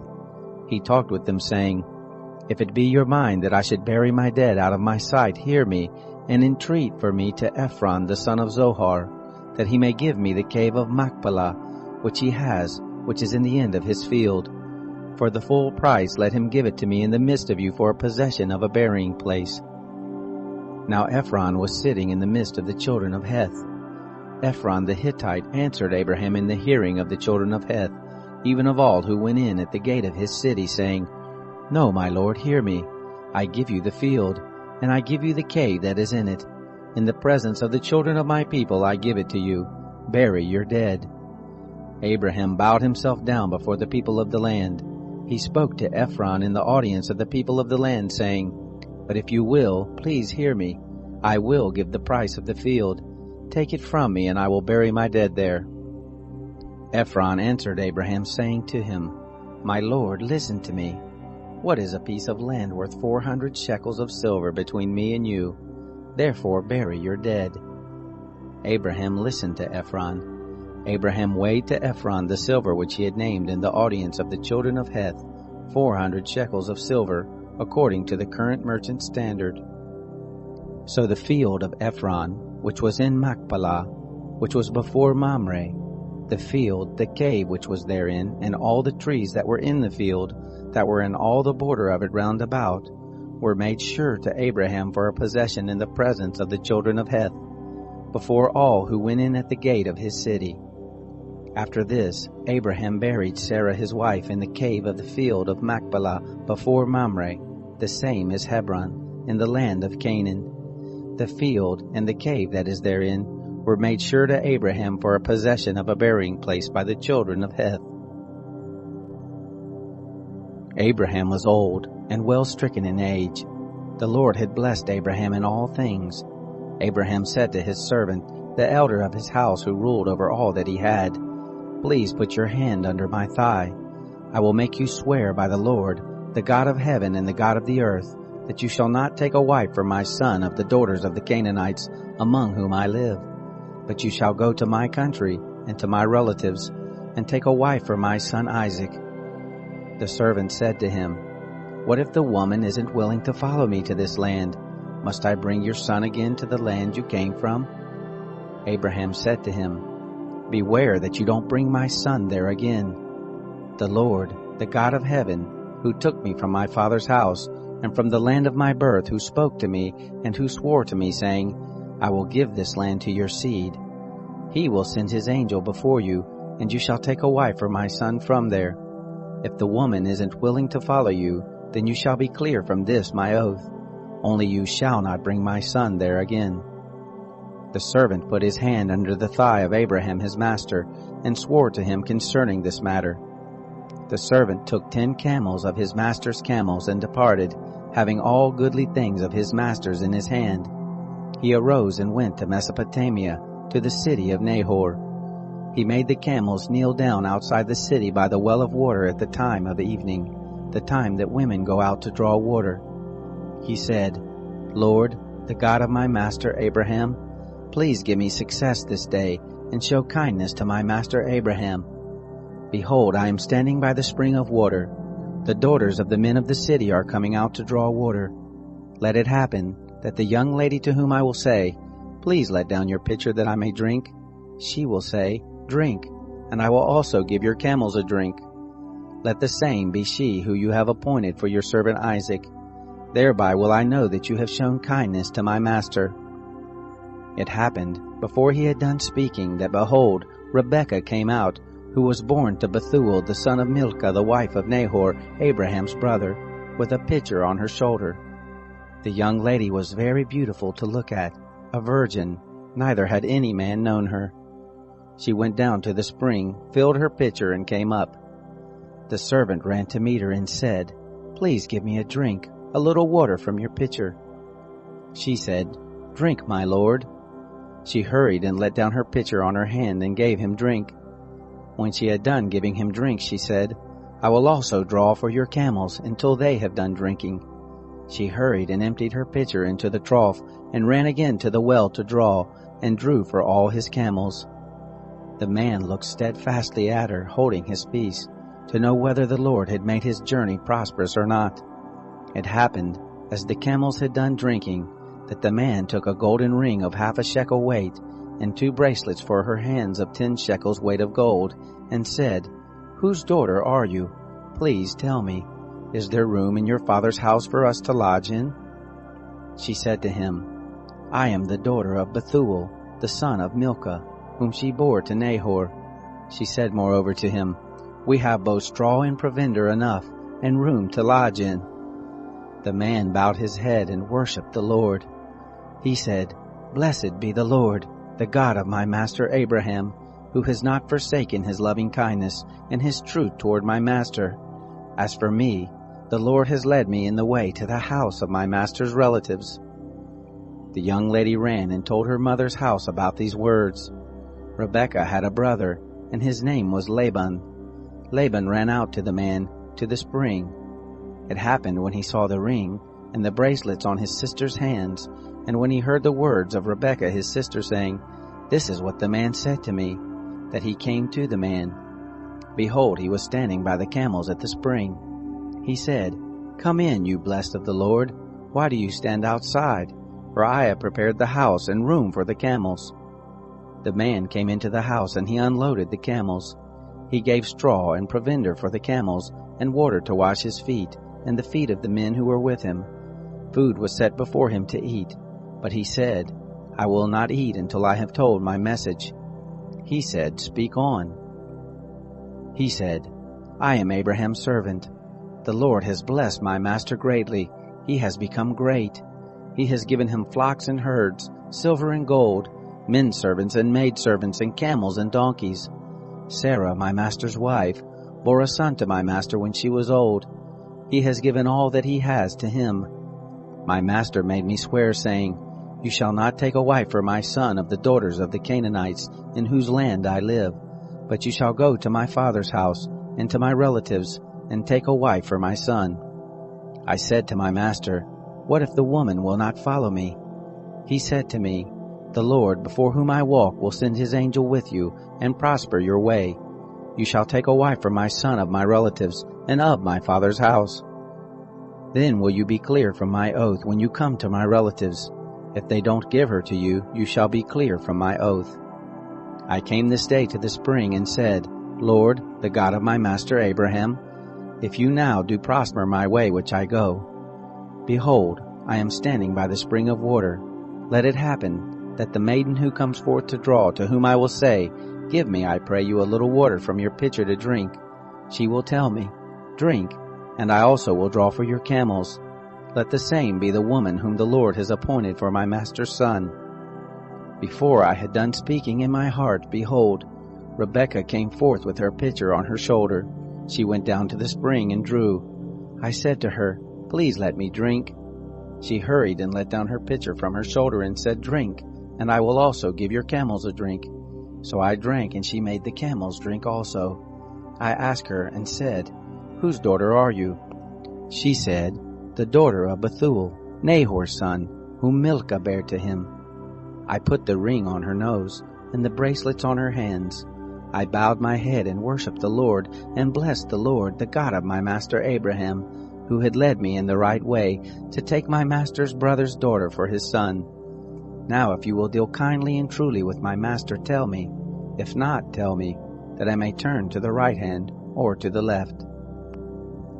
Then Laban and Bethuel answered, "The thing proceeds from the Lord. We can't speak to you bad or good. Behold, Rebekah is before you. Take her and go, and let her be your master's son's wife, as the Lord has spoken." It happened that when Abraham's servant heard their words, he bowed himself down to the earth to the Lord. The servant brought forth jewels of silver and jewels of gold and clothing, and gave them to Rebekah. He gave also to her brother and to her mother precious things.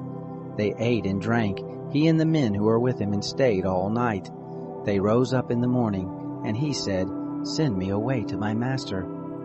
Her brother and her mother said, "Let the young lady stay with us a few days, at least 10. After that she will go." He said to them, "Don't hinder me, seeing the Lord has prospered my way. Send me away that I may go to my master."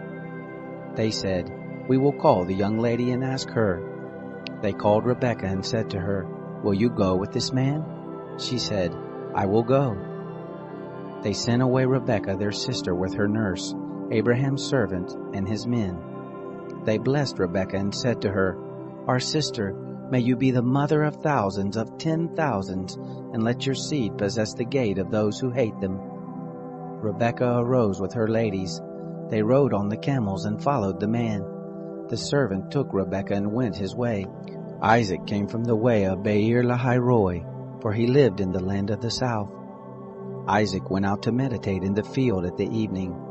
He lifted up his eyes and saw, and behold, there were camels coming. Rebekah lifted up her eyes, and when she saw Isaac, she dismounted from the camel. She said to the servant, "Who is the man who is walking in the field to meet us?" The servant said, "It is my master." She took her veil and covered herself. The servant told Isaac all the things he had done. Isaac brought her into his mother Sarah's tent and took Rebekah, and she became his wife. He loved her. Isaac was comforted after his mother's death. Abraham took another wife, and her name was Keturah. She bore him Zimran, Jokshan, Medan, Midian, Ishbak, and Shua.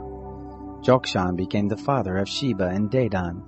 The sons of Dedan were Asherim, Letishim, and Leomim. The sons of Midian, Ephah, Epher, Anak, Abida, and Eldaah. All these were the children of Keturah. Abraham gave all that he had to Isaac, but to the sons of the concubines who Abraham had, Abraham gave gifts. He sent them away from Isaac his son while he yet lived, eastward to the east country. These are the days of the years of Abraham's life which he lived, 175 years. Abraham gave up the spirit and died in a good old age, an old man and full of years, and was gathered to his people.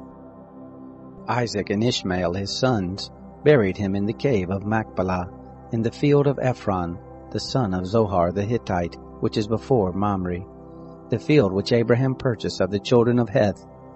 There was Abraham buried with Sarah his wife. It happened after the death of Abraham that God blessed Isaac his son. Isaac lived by Beer Lahai Roi.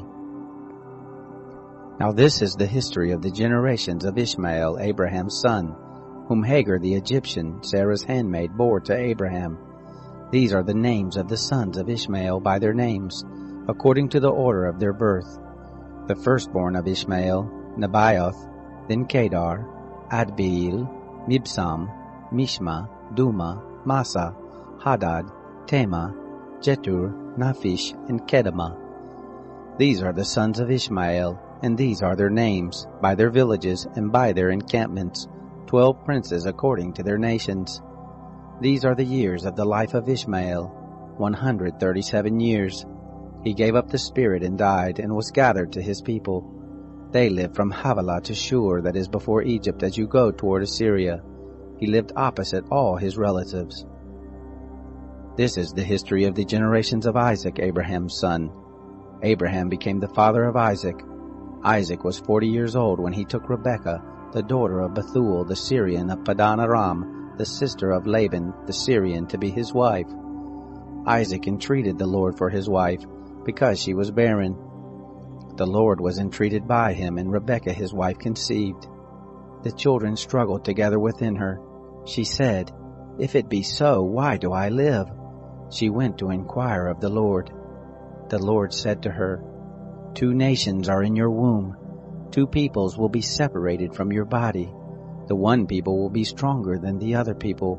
The elder will serve the younger." When her days to be delivered were fulfilled, behold, there were twins in her womb. The first came out red all over like a hairy garment. They named him Esau. After that, his brother came out, and his hand had hold on Esau's heel. He was named Jacob. Isaac was 60 years old when she bore them.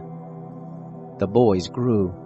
Esau was a skillful hunter, a man of the field. Jacob was a quiet man living in tents. Now Isaac loved Esau, because he ate his venison. Rebekah loved Jacob. Jacob boiled stew. Esau came in from the field, and he was famished.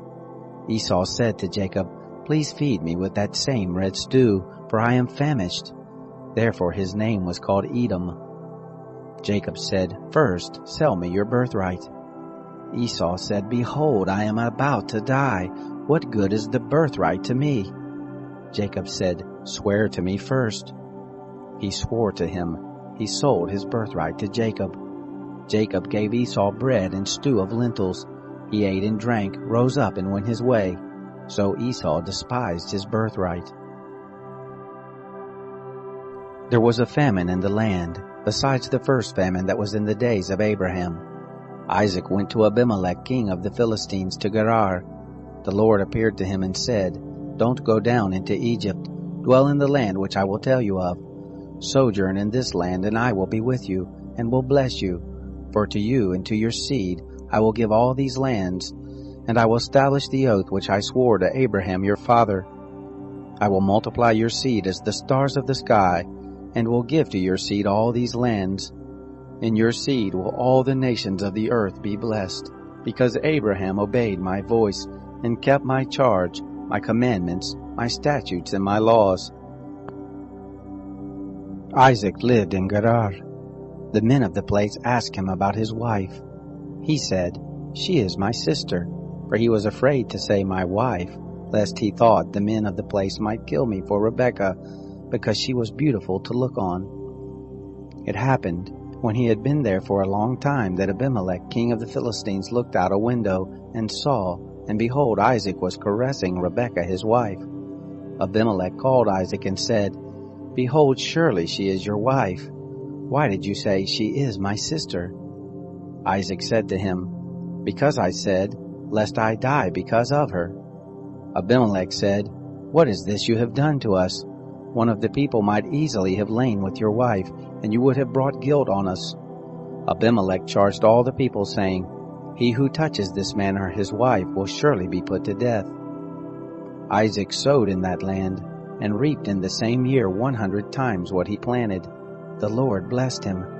The man grew great, and grew more and more, until he became very great. He had possessions of flocks, possessions of herds, and a great household. The Philistines envied him. Now all the wells which his father's servant had dug in the days of Abraham his father, the Philistines had stopped and filled with earth. Abimelech said to Isaac, "Go from us, for you are much mightier than we." Isaac departed from there, and camped in the valley of Gerar, and lived there. Isaac dug again the wells of water, which they had dug in the days of Abraham his father, for the Philistines had stopped them after the death of Abraham. He called their names after the names by which his father had called them. Isaac's servants dug in the valley, and found there a well of springing water. The herdsmen of Gerar argued with Isaac's herdmen, saying, "The water is ours." He called the name of the well Esek, because they contended with him. They dug another well, and they argued over that also. He called the name of it Sitnah. He left that place and dug another well. They didn't argue over that one. He called it Rehoboth. He said, "For now the Lord has made room for us, and we will be fruitful in the land." He went up from there to Beersheba. The Lord appeared to him the same night and said, "I am the God of Abraham your father. Don't be afraid, for I am with you, and will bless you, and multiply your seed for my servant Abraham's sake." He built an altar there, and called on the name of the Lord, and pitched his tent there. There Isaac's servants dug a well. Then Abimelech went to him from Gerar, and Ahuzah his friend, and Phicol the captain of his host. Isaac said to them, "Why have you come to me, since you hate me, and have sent me away from you?" They said, "We saw plainly that the Lord was with you." We said, "Let there now be an oath between us, even between us and you, and let us make a covenant with you, that you will do us no harm, as we have not touched you, and as we have done to you nothing but good, and have sent you away in peace. You are now the blessed of the Lord." He made them a feast, and they ate and drank. They rose up sometime in the morning, and swore to one another. Isaac sent them away, and they departed from him in peace. It happened the same day that Isaac's servants came, and told him concerning the well which they had dug, and said to him, "We have found water." He called it Sheba. Therefore the name of the city is Beersheba to this day. When Esau was 40 years old, he took as wife Judith, the daughter of Beeri the Hittite, and Basemath, the daughter of Elon the Hittite. They grieved Isaac and Rebekah's spirits. It happened that when Isaac was old and his eyes were dim, so that he could not see, he called Esau his elder son and said to him, "My son?" He said to him, "Here I am." He said, "See now, I am old. I don't know the day of my death. Now therefore please take your weapons, your quiver and your bow, and go out to the field and take me venison. Make me savory food such as I love, and bring it to me, that I may eat, and that my soul may bless you before I die." Rebekah heard when Isaac spoke to Esau his son. Esau went to the field to hunt for venison and to bring it. Rebekah spoke to Jacob her son, saying, "Behold, I heard your father speak to Esau your brother, saying, 'Bring me venison, and make me savory food that I may eat, and bless you before the Lord before my death. Now therefore, my son, obey my voice according to that which I command you. Go now to the flock, and get me from there 2 good kids of the goats. I will make them savory food for your father, such as he loves. You shall bring it to your father that he may eat, so that he may bless you before his death." Jacob said to Rebekah his mother, "Behold, Esau my brother is a hairy man, and I am a smooth man. What if my father touches me? I will seem to him as a deceiver, and I would bring a curse on myself and not a blessing." His mother said to him, "Let your curse be on me, my son. Only obey my voice and go get them for me." He went and got them, and brought them to his mother. His mother made savory food such as his father loved. Rebekah took the good clothes of Esau, her elder son, which were with her in the house, and put them on Jacob, her younger son. She put the skins of the kids of the goats on his hands and on the smooth of his neck. She gave the savory food and the bread which she had prepared into the hand of her son Jacob. He came to his father and said, "My father?" He said, "Here I am. Who are you, my son?" Jacob said to his father, "I am Esau, your firstborn. I have done what you asked me to do. Please arise, sit, and eat of my venison, that your soul may bless me." Isaac said to his son, "How is it that you found it so quickly, my son?" He said, "Because the Lord your God gave me success." Isaac said to Jacob, "Please come near, that I may feel you, my son, whether you are really my son Esau or not." Jacob went near to Isaac his father. He felt him and said, "The voice is Jacob's voice, but the hands are the hands of Esau." He didn't recognize him because his hands were hairy like his brother Esau's hands. So he blessed him. He said, "Are you really my son Esau?" He said, "I am." He said, "Bring it near to me, and I will eat of my son's venison, that my soul may bless you." He brought it near to him, and he ate. He brought him wine, and he drank. His father Isaac said to him, "Come near now and kiss me, my son." He came near and kissed him.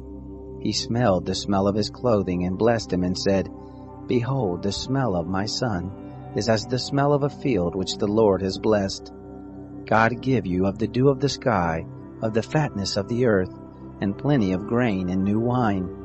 Let peoples serve you, nations bow down to you.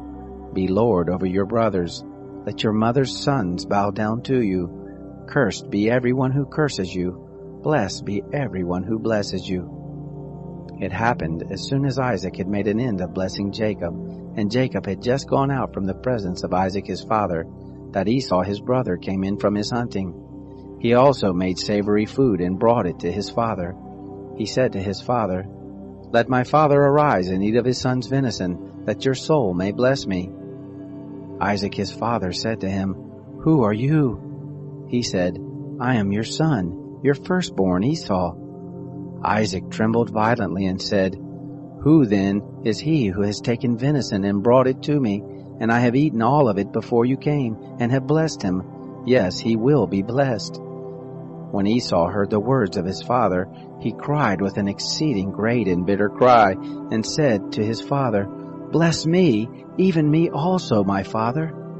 He said, "Your brother came with deceit, and has taken away your blessing." He said, "Isn't he rightly named Jacob? For he has supplanted me these 2 times. He took away my birthright. See, now he has taken away my blessing." He said, "Haven't you reserved a blessing for me?"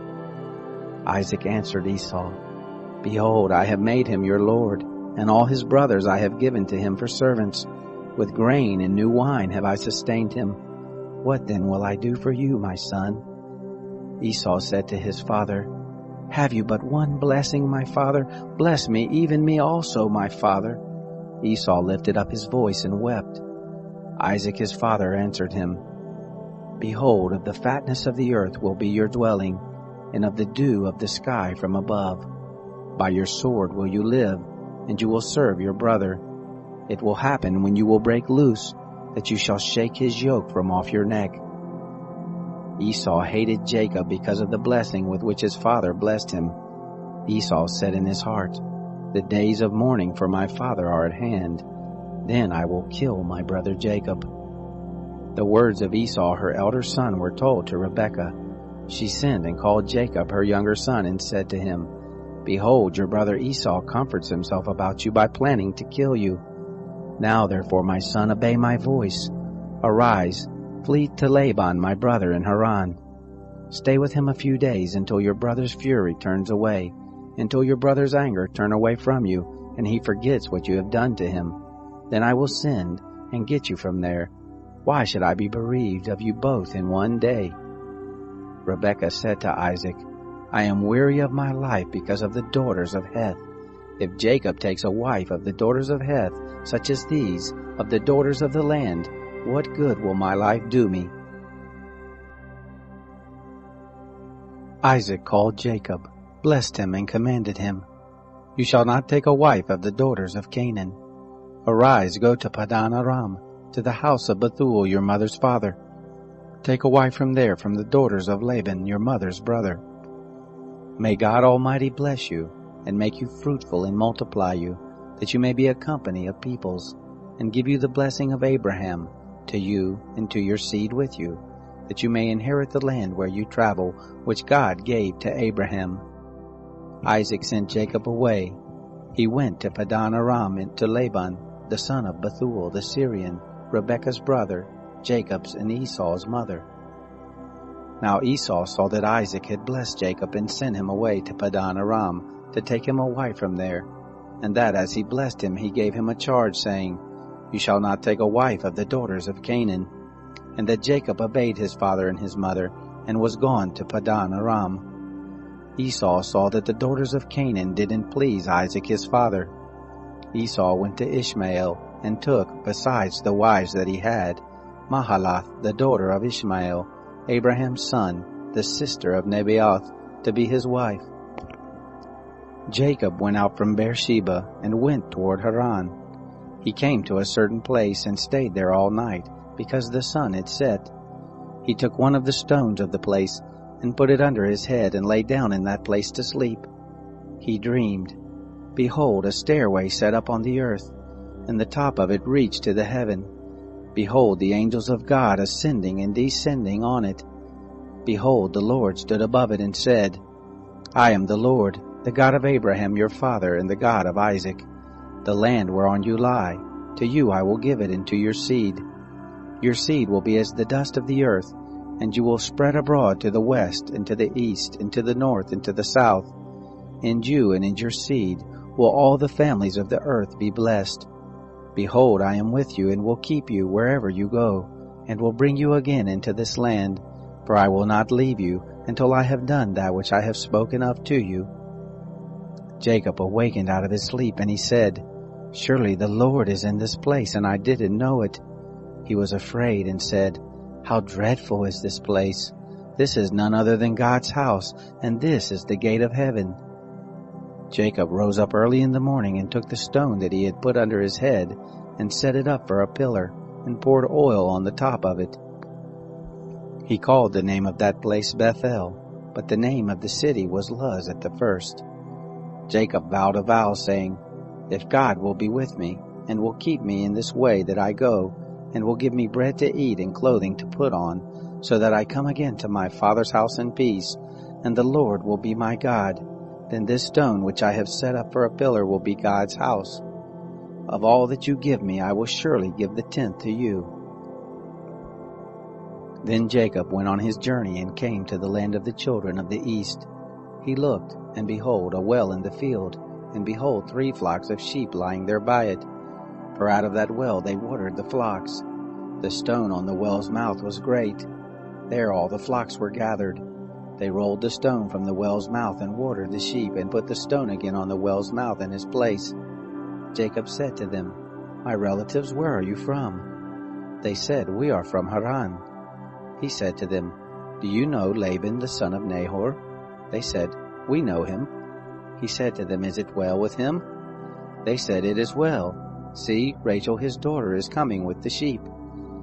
He said, "Behold, it is still the middle of the day, not time to gather the cattle together. Water the sheep, and go and feed them." They said, "We can't until all the flocks are gathered together, and they roll the stone from the well's mouth. Then we water the sheep." While he was yet speaking with them, Rachel came with her father's sheep, for she kept them. It happened when Jacob saw Rachel the daughter of Laban, his mother's brother, and the sheep of Laban his mother's brother, that Jacob went near, and rolled the stone from the well's mouth, and watered the flock of Laban his mother's brother.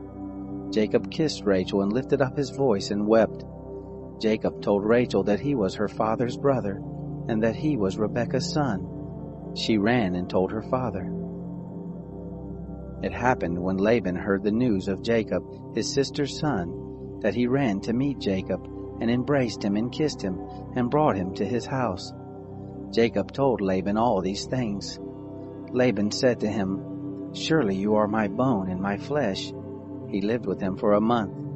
Laban said to Jacob, "Because you are my brother, should you therefore serve me for nothing? Tell me, what will your wages be?"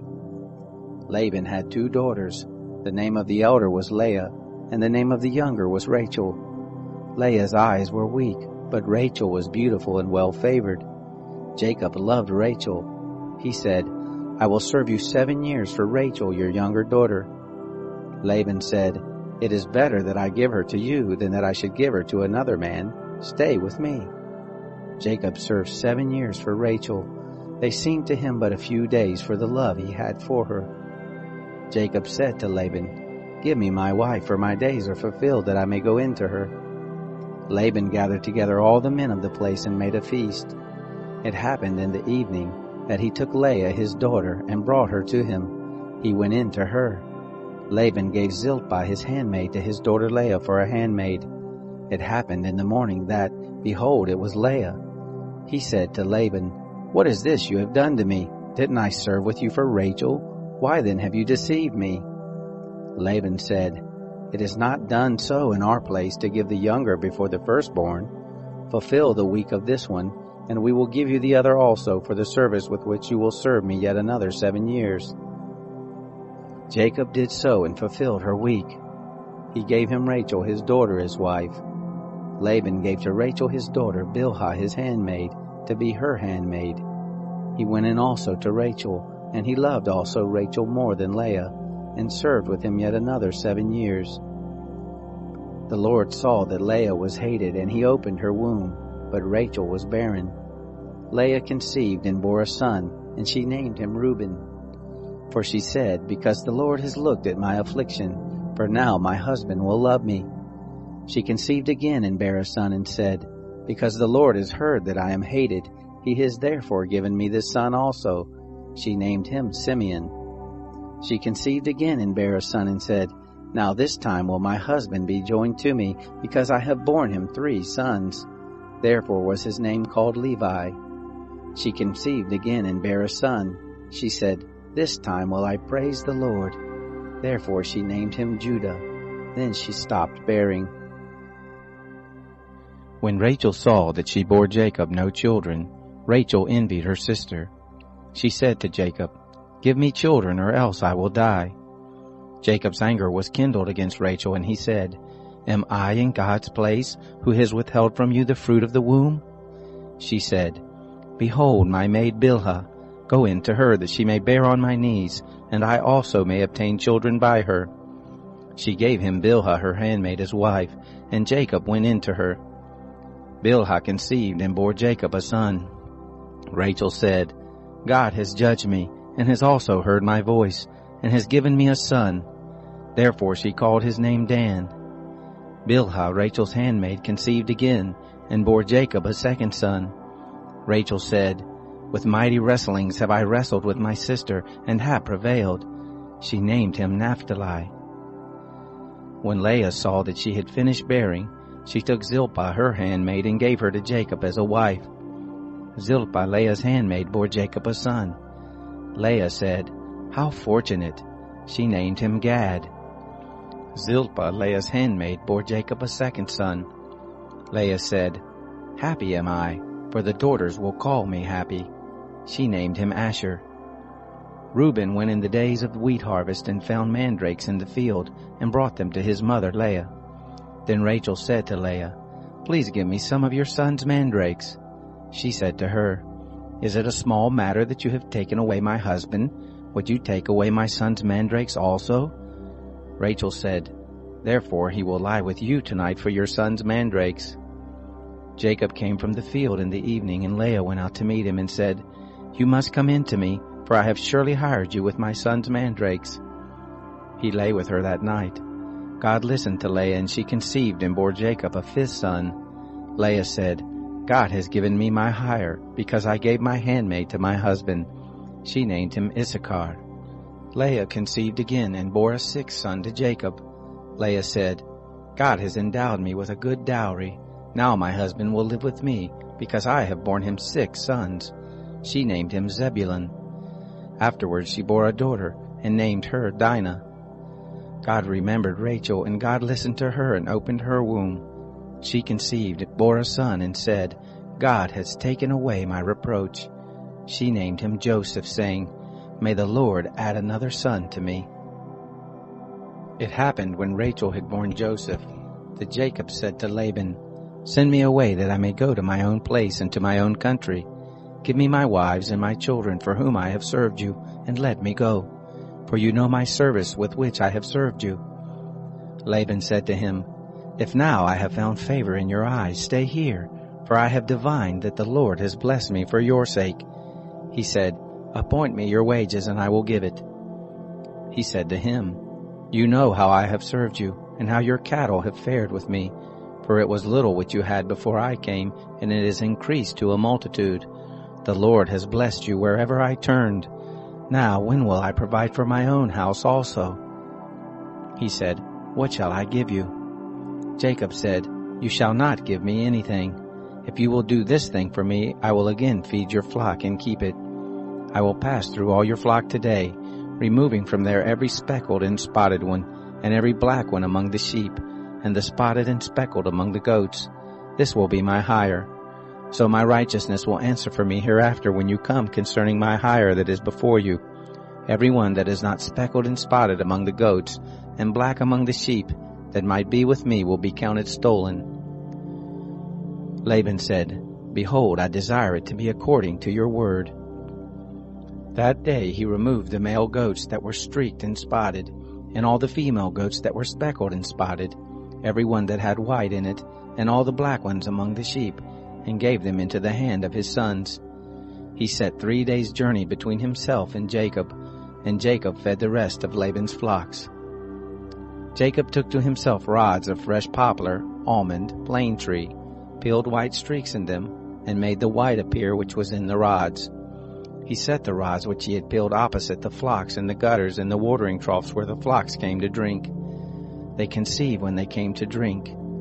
The flocks conceived before the rods, and the flocks brought forth streaked, speckled, and spotted.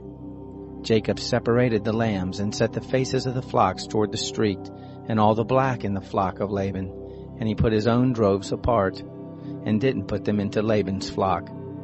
It happened, whenever the stronger of the flock conceived, that Jacob laid the rods before the eyes of the flock in the gutters, that they might conceive among the rods. But when the flock were feeble, he didn't put them in. So the feebler were Laban's, and the stronger Jacob's. The man increased exceedingly and had large flocks, maidservants and menservants, and camels and donkeys. He heard the words of Laban's son, saying, "Jacob has taken away all that was our father's. From that which was our father's has he gotten all his wealth." Jacob saw the expression on Laban's face, and behold, it was not toward him as before. The Lord said to Jacob, "Return to the land of your fathers and to your relatives, and I will be with you." Jacob sent and called Rachel and Leah to the field to his flock, and said to them, "I see the expression on your father's face, that it is not toward me as before, but the God of my father has been with me. You know that I have served your father with all of my strength. Your father has deceived me and changed my wages 10 times, but God didn't allow him to hurt me. If he said this, 'The speckled will be your wages,' then all the flock bore speckled. If he said this, 'The streaked will be your wages,' then all the flock bore streaked. Thus God has taken away the cattle of your father and given them to me." It happened at the time that the flock conceived that I lifted up my eyes and saw in a dream, and behold, the male goats which leaped on the flock were streaked, speckled, and grizzled. The angel of God said to me in the dream, "Jacob." And I said, "Here I am." He said, "Now lift up your eyes and behold." All the male goats which leap on the flock are streaked, speckled, and grizzled, for I have seen all that Laban does to you. I am the God of Bethel, where you anointed a pillar, where you vowed a vow to me. Now arise, get out from this land, and return to the land of your birth." Rachel and Leah answered him, "Is there yet any portion or inheritance for us in our father's house? Aren't we accounted by him as foreigners? For he has sold us, and has also quite devoured our money. For all the riches which God has taken away from our father, that is ours and our children's. Now then, whatever God has said to you, do." Then Jacob rose up and set his sons and his wives on the camels, and he carried away all his cattle, and all his substance which he had gathered, the cattle of his getting, which he had gathered in Padan Aram, to go to Isaac his father to the land of Canaan. Now Laban had gone to shear his sheep, and Rachel stole the teraphim that were her father's. Jacob deceived Laban the Syrian, and that he didn't tell him that he was running away. So he fled with all that he had.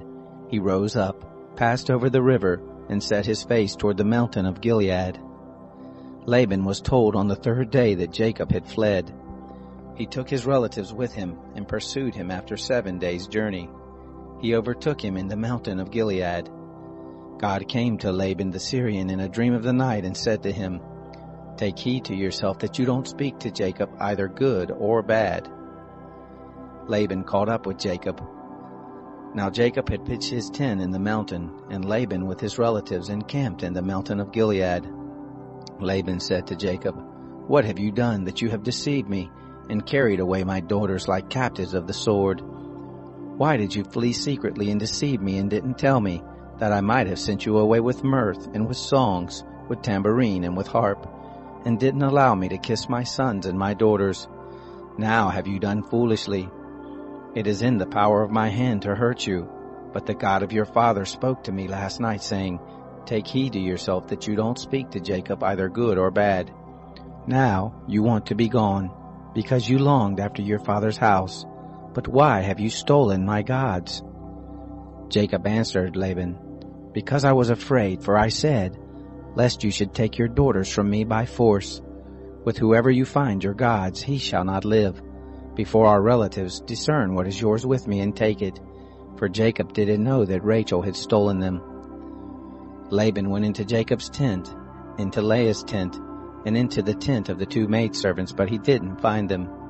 He went out of Leah's tent and entered into Rachel's tent. Now Rachel had taken the teraphim, put them in the camel's saddle, and sat on them. Laban felt all about the tent, but didn't find them. She said to her father, "Don't let my lord be angry that I can't rise up before you, for the manner of woman is on me." He searched, but didn't find the teraphim. Jacob was angry and argued with Laban. Jacob answered Laban, "What is my trespass? What is my sin that you have hotly pursued after me? Now that you have felt around in all my stuff, what have you found of all your household stuff? Set it here before my relatives and your relatives, that they may judge between us 2. These 20 years have I been with you. Your ewes and your female goats have not cast their young, and I haven't eaten the rams of your flocks. That which was torn of animals I didn't bring to you. I bore the loss of it. Of my hand you required it, whether stolen by day or stolen by night. Thus I was, in the day the drought consumed me, and the frost by night, and my sleep fled from my eyes. These 20 years have I been in your house. I served you 14 years for your 2 daughters, and 6 years for your flock, and you have changed my wages 10 times. Unless the God of my father, the God of Abraham, and the fear of Isaac had been with me, surely now you would have sent me away empty. God has seen my affliction and the labor of my hands, and rebuked you last night." Laban answered Jacob, "The daughters are my daughters, the children are my children, the flocks are my flocks, and all that you see is mine. And what can I do this day to these my daughters, or to their children whom they have borne? Now come, let us make a covenant, you and I, and let it be for a witness between me and you." Jacob took a stone and set it up for a pillar. Jacob said to his relatives, "Gather stones." They took stones and made a heap. They ate there by the heap. Laban called it Jegar Sahadutha, but Jacob called it Galeed. Laban said, This heap is witness between me and you this day. Therefore it was named Galid and Mizpah, for he said, The Lord watch between me and you when we are absent from one another. If you will afflict my daughters, and if you will take wives beside my daughters, no man is with us. Behold, God is witness between me and you. Laban said to Jacob, See this heap, and see the pillar which I have set between me and you. May this heap be a witness, and the pillar be a witness, that I will not pass over this heap to you, and that you will not pass over this heap and this pillar to me for harm. The God of Abraham, and the God of Nahor, the God of their father, judge between us. Then Jacob swore by the fear of his father Isaac. Jacob offered a sacrifice in the mountain, and called his relatives to eat bread. They ate bread and stayed all night in the mountain. Early in the morning, Laban rose up and kissed his sons and his daughters, and blessed them. Laban departed and returned to his place. Jacob went on his way, and the angels of God met him. When he saw them, Jacob said, This is God's host. He called the name of that place Mahanaim. Jacob sent messengers in front of him to Esau his brother, to the land of Seir, the field of Edom. He commanded them, saying, This is what you shall tell my lord Esau. This is what your servant Jacob says. I have lived as a foreigner with Laban and stayed until now. I have oxen, donkeys, flocks, men servants and maid servants. I have sent to tell my lord, that I may find favor in your sight. The messengers returned to Jacob, saying, We came to your brother Esau. Not only that, but he comes to meet you, and 400 men with him. Then Jacob was greatly afraid and was distressed, and he divided the people who were with him and the flocks and the herds and the camels into 2 companies, and he said, If Esau comes to the one company and strikes it, then the company which is left will escape. Jacob said, God of my father Abraham, and God of my father Isaac, O Lord, who said to me, Return to your country and to your relatives, and I will do you good. I am not worthy of the least of all the loving kindnesses and of all the truth which you have shown to your servant. For with just my staff I passed over this Jordan, and now I have become 2 companies. Please deliver me from the hand of my brother, from the hand of Esau, for I fear him, lest he come and strike me, and the mothers with the children. You said, I will surely do you good, and make your seed as the sand of the sea, which can't be numbered because there are so many. He lodged there that night, and took from that which he had with him a present for Esau his brother, 200 female goats and 20 male goats, 200 ewes and 20 rams, 30 milk camels and their colts, 40 cows, 10 bulls, 20 she-donkeys, and 10 foals. He delivered them into the hands of his servants, every herd by itself, and said to his servants, Pass over before me and put a space between herd and herd. He commanded the foremost, saying, When Esau my brother meets you and asks you, saying, Whose are you? Where are you going? Whose are these before you? Then you shall say, They are your servant Jacob's. It is a present sent to my lord Esau.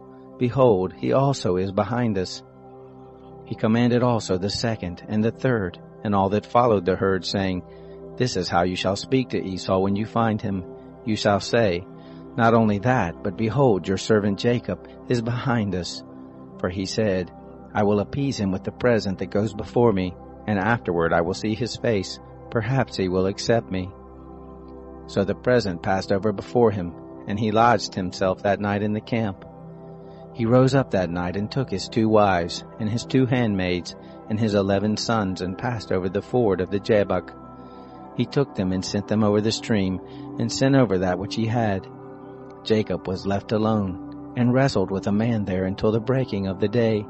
When he saw that he didn't prevail against him, he touched the hollow of his thigh, and the hollow of Jacob's thigh was strained as he wrestled. The man said, Let me go, for the day breaks.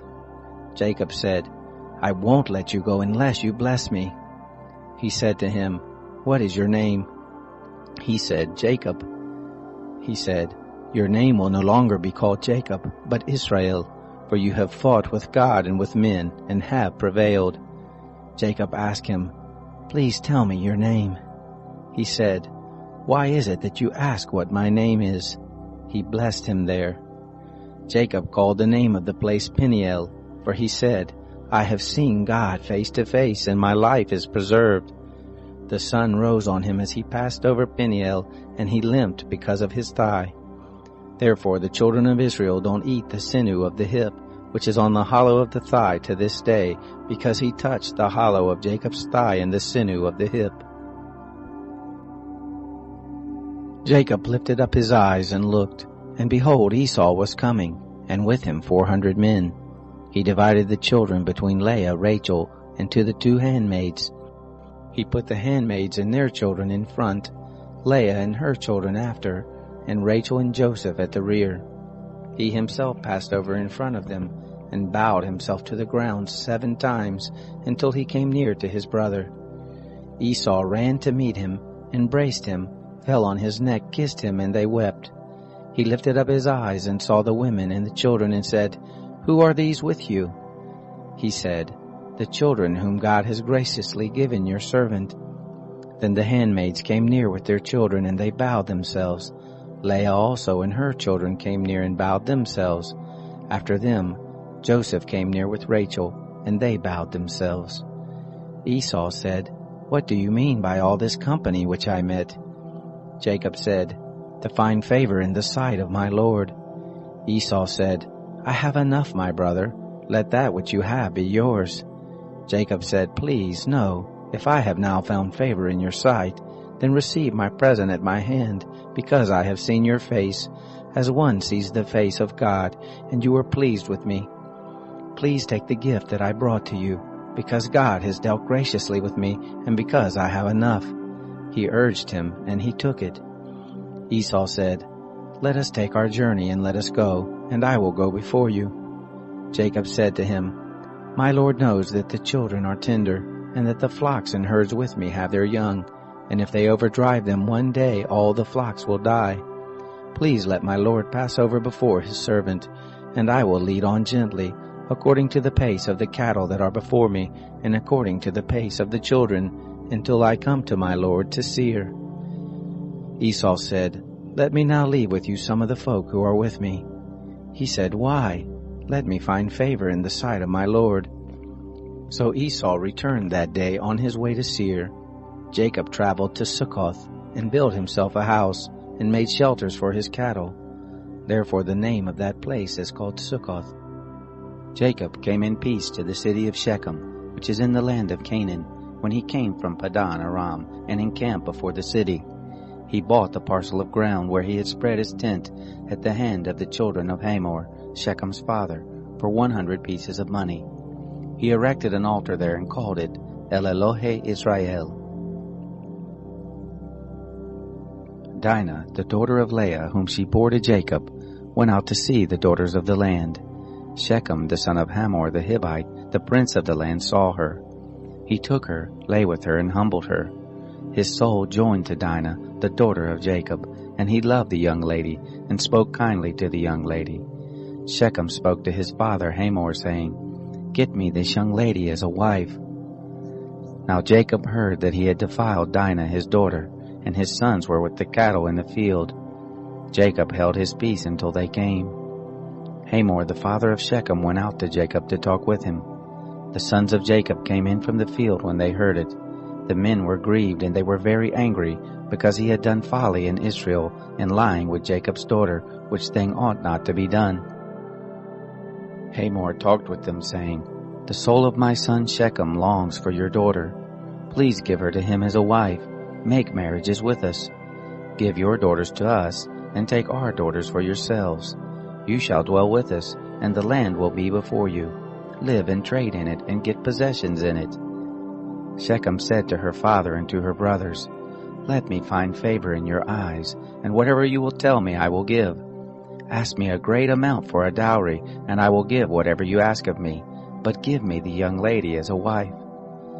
The sons of Jacob answered Shechem and Hamor his father with deceit, and spoke because he had defiled Dinah their sister, and said to them, We can't do this thing, to give our sister to one who is uncircumcised, for that is a reproach to us. Only on this condition will we consent to you, if you will be as we are, that every male of you be circumcised, Then we will give our daughters to you, and we will take your daughters to us, and we will dwell with you, and we will become one people. But if you will not listen to us to be circumcised, then we will take our sister, and we will be gone." Their words pleased Hamor and Shechem, Hamor's son. The young man didn't wait to do this thing because he had delight in Jacob's daughter, and he was honored above all the house of his father. Hamor and Shechem his son came to the gate of their city and talked with the men of their city, saying, "These men are peaceful with us, therefore let them live in the land and trade in it. For behold, the land is large enough for them. Let us take their daughters to us for wives, and let us give them our daughters. Only on this condition will the men consent to us to dwell with us, to become one people, if every male among us be circumcised as they are circumcised. Won't their cattle and their substance and all their animals be ours? Only let us give our consent to them, and they will dwell with us."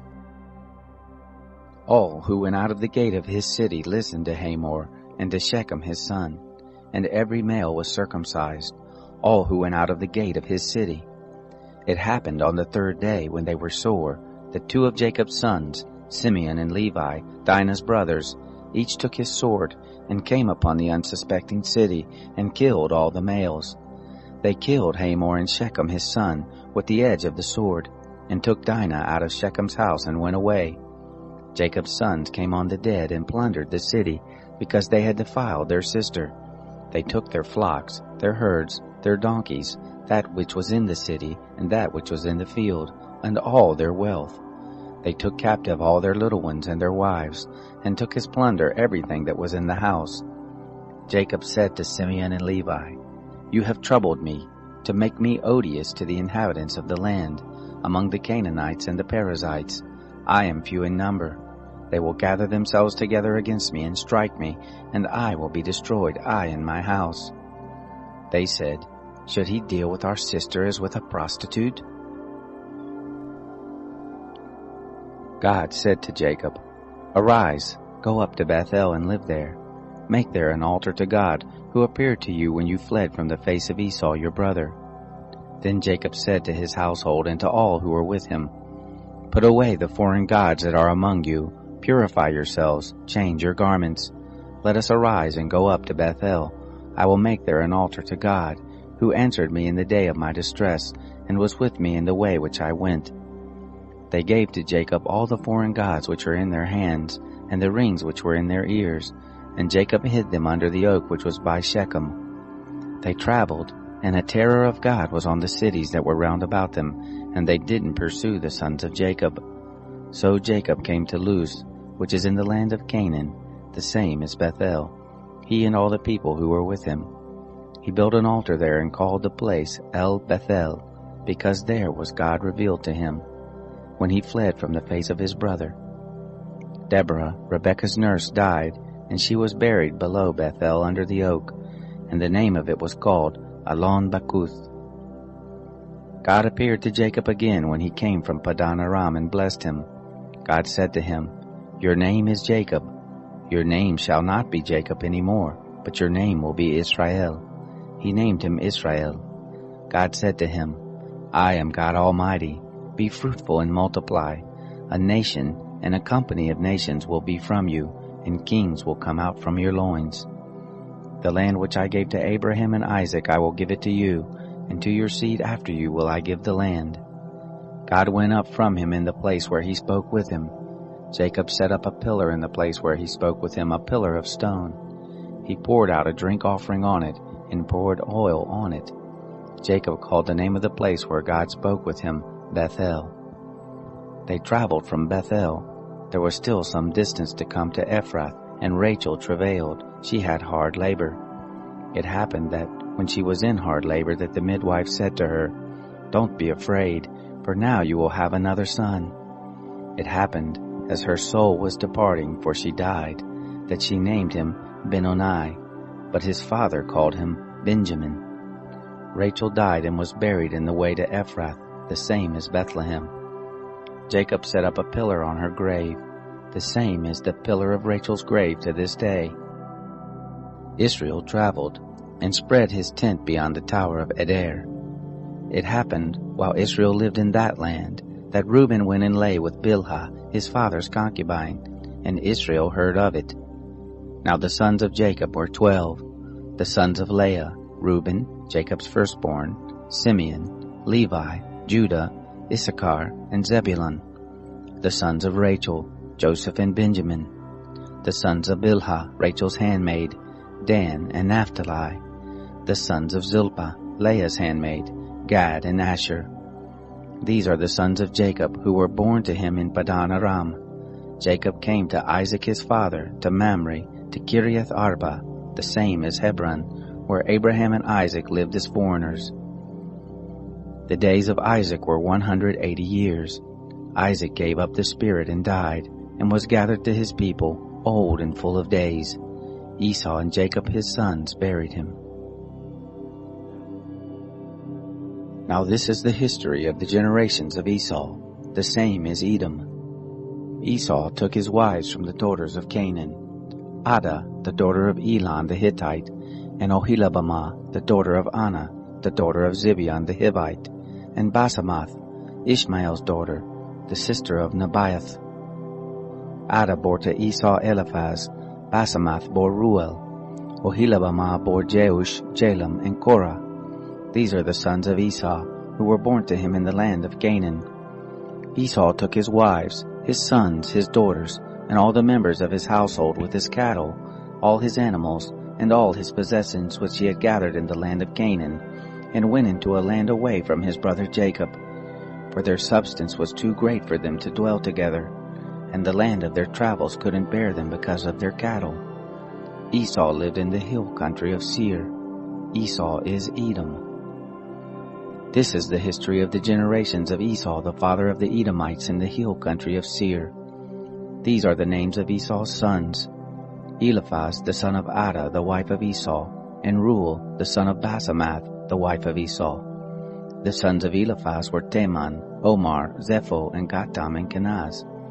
Timnah was concubine to Eliphaz, Esau's son, and she bore to Eliphaz Amalek. These are the sons of Ada, Esau's wife. These are the sons of Ruel, Nahat, Zerah, Shammah, and Misa. These were the sons of Basemath, Esau's wife. These were the sons of Oholibamah, the daughter of Anna, the daughter of Zibeon, Esau's wife. She bore to Esau Jeush, Jalam, and Korah. These are the chiefs of the sons of Esau. The sons of Eliphaz, the firstborn of Esau: Chief Teman, Chief Omar, Chief Zepho, Chief Kenaz, Chief Korah, Chief Gatan, Chief Amalek. These are the chiefs who came of Eliphaz in the land of Edom. These are the sons of Ada. These are the sons of Ruel, Esau's son: Chief Nahath, Chief Zerah, Chief Shammah, Chief Misa. These are the chiefs who came of Ruel in the land of Edom. These are the sons of Basemath, Esau's wife. These are the sons of Oholibamah, Esau's wife: Chief Jeush, Chief Jalam, Chief Korah. These are the chiefs who came of Oholibamah, the daughter of Anna, Esau's wife. These are the sons of Esau, and these are their chiefs, the same as Edom. These are the sons of Seir the Horite, the inhabitants of the land: Lotan, Shobal, Zibeon, Anna, Dishon, Ezer, and Dishan. These are the chiefs who came of the Horites, the children of Seir in the land of Edom. The children of Lotan were Hori and Heman. Lotan's sister was Timnah. These are the children of Shobal: Alvan, Manahath, Ebal, Shepho, and Onam. These are the children of Zibeon: Aiah and Anna. This is Anna who found the hot springs in the wilderness as he fed the donkeys of Zibeon his father. These are the children of Anna: Dishon and Oholibamah, the daughter of Anna. These are the children of Dishon: Hemdan, Eshban, Ithran, and Cheran. These are the children of Ezer: Bilhan, Zaavan, and Akan. These are the children of Dishan: Uz and Aran. These are the chiefs who came of the Horites: Chief Lotan, Chief Shobal, Chief Zibeon, Chief Anna, Chief Dishon, Chief Herzer, Chief Dishan. These are the chiefs who came of the Horites, according to their chiefs in the land of Seir.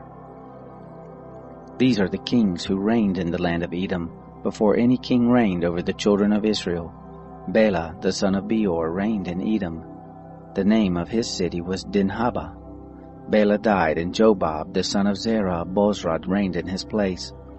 Jobab died, and Husham of the land of the Temanites reigned in his place. Husham died, and Hadad, the son of Bedad, who struck Midian in the field of Moab, reigned in his place. The name of his city was Avith. Hadad died, and Samlah of Masrekah reigned in his place. Samlah died, and Shaul of Rehoboth by the river reigned in his place. Shaul died, and Baal-Hanan the son of Achbor reigned in his place. Baal-Hanan the son of Achbor died, and Hadar reigned in his place. The name of his city was Pau. His wife's name was Mehetabel, the daughter of Matred, the daughter of Mezahab. These are the names of the chiefs who came from Esau, according to their families, after their places and by their names: Chief Timnah, Chief Alva, Chief Jethreth, Chief Ohlibamah, Chief Elah, Chief Pinon, Chief Kenaz, Chief Teman, Chief Mibsar, Chief Magdiel, and Chief Iram. These are the chiefs of Edom, according to their habitations in the land of their possession. This is Esau, the father of the Edomites. Jacob lived in the land of his father's travels, in the land of Canaan. This is the history of the generations of Jacob. Joseph, being 17 years old, was feeding the flock with his brothers.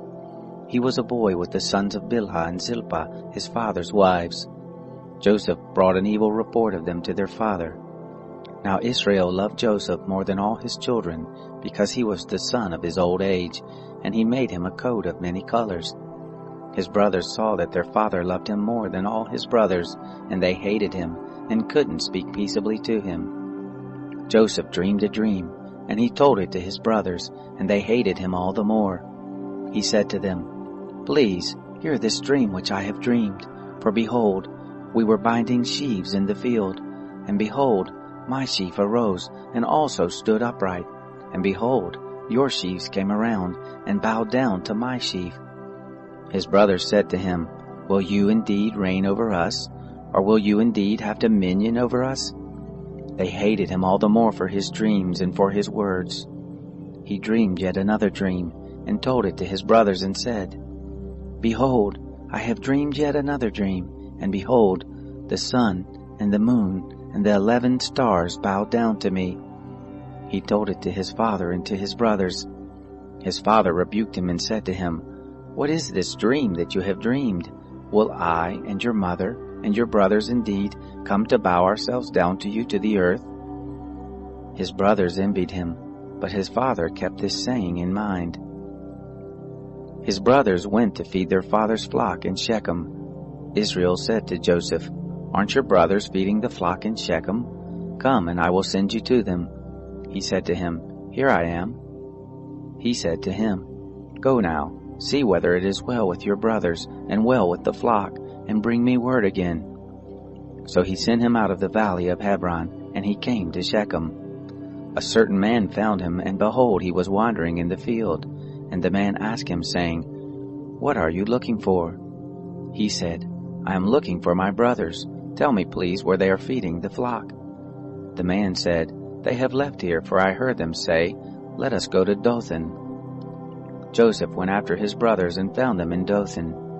They saw him afar off, and before he came near to them, they conspired against him to kill him. They said one to another, "Behold, this dreamer comes. Come now, therefore, and let's kill him, and cast him into one of the pits, and we will say, 'An evil animal has devoured him.' We will see what will become of his dreams." Reuben heard it, and delivered him out of their hand, and said, "Let's not take his life." Reuben said to them, "Shed no blood. Throw him into this pit that is in the wilderness, but lay no hand on him, that he might deliver him out of their hand to restore him to his father." It happened, when Joseph came to his brothers, that they stripped Joseph of his coat, the coat of many colors that was on him, and they took him and threw him into the pit. The pit was empty, there was no water in it. They sat down to eat bread, and they lifted up their eyes and looked, and saw a caravan of Ishmaelites was coming from Gilead, with their camels bearing spices and balm and myrrh, going to carry it down to Egypt. Judah said to his brothers, "What profit is it if we kill our brother and conceal his blood? Come and let's sell him to the Ishmaelites, and not let our hand be on him, for he is our brother, our flesh." His brothers listened to him. Midianites who were merchants passed by, and they drew and lifted up Joseph out of the pit, and sold Joseph to the Ishmaelites for 20 pieces of silver. They brought Joseph into Egypt. Reuben returned to the pit, and saw that Joseph wasn't in the pit, and he tore his clothes. He returned to his brothers and said, "The child is no more, and where will I go?" They took Joseph's coat, and killed a male goat, and dipped the coat in the blood. They took the coat of many colors, and they brought it to their father, and said, "We have found this. Examine it now, whether it is your son's coat or not." He recognized it and said, "It is my son's coat. An evil animal has devoured him. Joseph is without doubt torn in pieces." Jacob tore his clothes, and put sackcloth on his loins, and mourned for his son many days. All his sons and all his daughters rose up to comfort him, but he refused to be comforted. He said, "For I will go down to Sheol to my son mourning." His father wept for him. The Midianites sold him into Egypt to Potiphar, an officer of Pharaoh, the captain of the guard.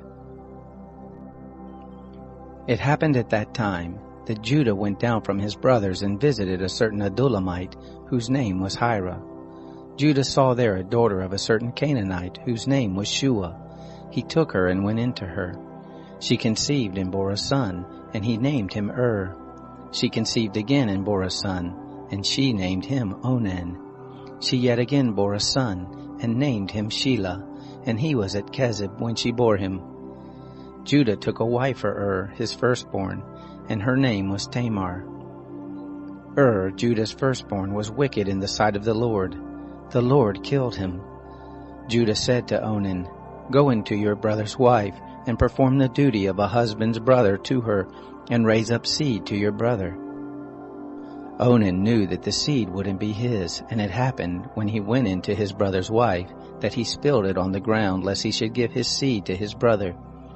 The thing which he did was evil in the sight of the Lord, and he killed him also. Then Judah said to Tamar his daughter-in-law, "Remain a widow in your father's house, until Shelah my son is grown up." For he said, "Lest he also die like his brothers." Tamar went and lived in her father's house. After many days, Shua's daughter, the wife of Judah, died. Judah was comforted, and went up to his sheep shearers to Timnah, he and his friend Hira the Adullamite. It was told Tamar, saying, "Behold, your father-in-law is going up to Timnah to shear his sheep."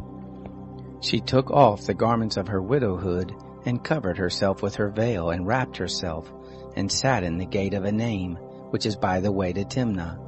For she saw that Shelah was grown up, and she wasn't given to him as a wife.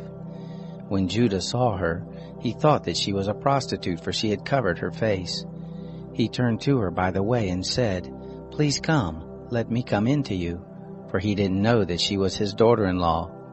She said, "What will you give me that you may come in to me?" He said, "I will send you a kid of the goats from the flock." She said, "Will you give me a pledge until you send it?" He said, "What pledge will I give you?" She said, "Your signet and your cord, and your staff that is in your hand." He gave them to her, and came into her, and she conceived by him. She arose and went away, and put off her veil from her, and put on the garments of her widowhood. Judah sent the kid of the goats by the hand of his friend the Adullamite to receive the pledge from the woman's hand, but he didn't find her. Then he asked the men of her place, saying, "Where is the prostitute that was at Enaim by the road?" They said, "There has been no prostitute here." He returned to Judah and said, "I haven't found her." And also the men of the place said, "There has been no prostitute here." Judah said, "Let her keep it, lest we be shamed. Behold, I sent this kid, and you haven't found her." It happened about 3 months later that it was told Judah, saying, "Tamar, your daughter-in-law, has played the prostitute, and moreover, behold, she is with child by prostitution." Judah said, "Bring her forth, and let her be burnt." When she was brought forth, she sent to her father-in-law, saying, By the man whose these are, I am with child. She also said, Please discern whose are these, the signet and the cords and the staff. Judah acknowledged them and said, She is more righteous than I, because I didn't give her to Shelah my son. He knew her again no more. It happened in the time of her travail, that behold, twins were in her womb. It happened, when she travailed, that one put out a hand, and the midwife took and tied a scarlet thread on his hand, saying, This came out first. It happened, as he drew back his hand, that behold, his brother came out, and she said, Why have you made a breach for yourself? Therefore his name was called Perez. Afterward his brother came out, that had the scarlet thread on his hand, and his name was called Zerah. Joseph was brought down to Egypt. Potiphar, an officer of Pharaoh's, the captain of the guard, an Egyptian, bought him from the hand of the Ishmaelites that had brought him down there. The Lord was with Joseph, and he was a prosperous man. He was in the house of his master the Egyptian. His master saw that the Lord was with him, and that the Lord made all that he did prosper in his hand. Joseph found favor in his sight. He ministered to him, and he made him overseer over his house, and all that he had he put into his hand. It happened from the time that he made him overseer in his house and over all that he had, that the Lord blessed the Egyptian's house for Joseph's sake, and the blessing of the Lord was on all that he had, in the house and in the field. He left all that he had in Joseph's hand. He didn't concern himself with anything except for the food which he ate. Joseph was well built and handsome. It happened after these things that his master's wife cast her eyes on Joseph, and she said, Lie with me. But he refused and said to his master's wife, Behold, my master doesn't know what is with me in the house, and he has put all that he has into my hand. He isn't greater in this house than I, neither has he kept back anything from me but you, because you are his wife. How then can I do this great wickedness and sin against God? It happened that as she spoke to Joseph day by day, that he didn't listen to her, to lie by her or to be with her. It happened about this time that he went into the house to do his work, and there were none of the men of the house inside. She caught him by his garment, saying, Lie with me. He left his garment in her hand and ran outside. It happened, when she saw that he had left his garment in her hand and had run outside, that she called to the men of her house, and spoke to them, saying, Behold, he has brought in a Hebrew to us to mock us. He came in to me to lie with me, and I cried with a loud voice. It happened, when he heard that I lifted up my voice and cried, that he left his garment by me and ran outside. She laid up his garment by her until his master came home. She spoke to him according to these words, saying, The Hebrew servant whom you have brought to us came in to me to mock me, and it happened as I lifted up my voice and cried, that he left his garment by me and ran outside. It happened, when his master heard the words of his wife which she spoke to him, saying, This is what your servant did to me, that his wrath was kindled. Joseph's master took him and put him into the prison, the place where the king's prisoners were bound, and he was there in custody. But the Lord was with Joseph and showed kindness to him, and gave him favor in the sight of the keeper of the prison. The keeper of the prison committed to Joseph's hand all the prisoners who were in the prison. Whatever they did there, he was the doer of it. The keeper of the prison didn't look after anything that was under his hand, because the Lord was with him, and that which he did, the Lord made it prosper.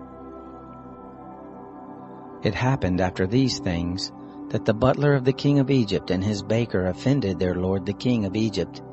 Pharaoh was angry with his two officers, the chief cupbearer and the chief baker. He put them in custody in the house of the captain of the guard, into the prison, the place where Joseph was bound. The captain of the guard assigned them to Joseph, and he took care of them. They stayed in prison many days. They both dreamed a dream, each man his dream in one night, each man according to the interpretation of his dream, the cupbearer and the baker of the king of Egypt, who were bound in the prison. Joseph came to them in the morning and saw them, and saw that they were sad. He asked Pharaoh's officers who were with him in custody in his master's house, saying, "Why do you look so sad today?" They said to him, "We have dreamed a dream, and there is no one who can interpret it." Joseph said to them, "Don't interpretations belong to God?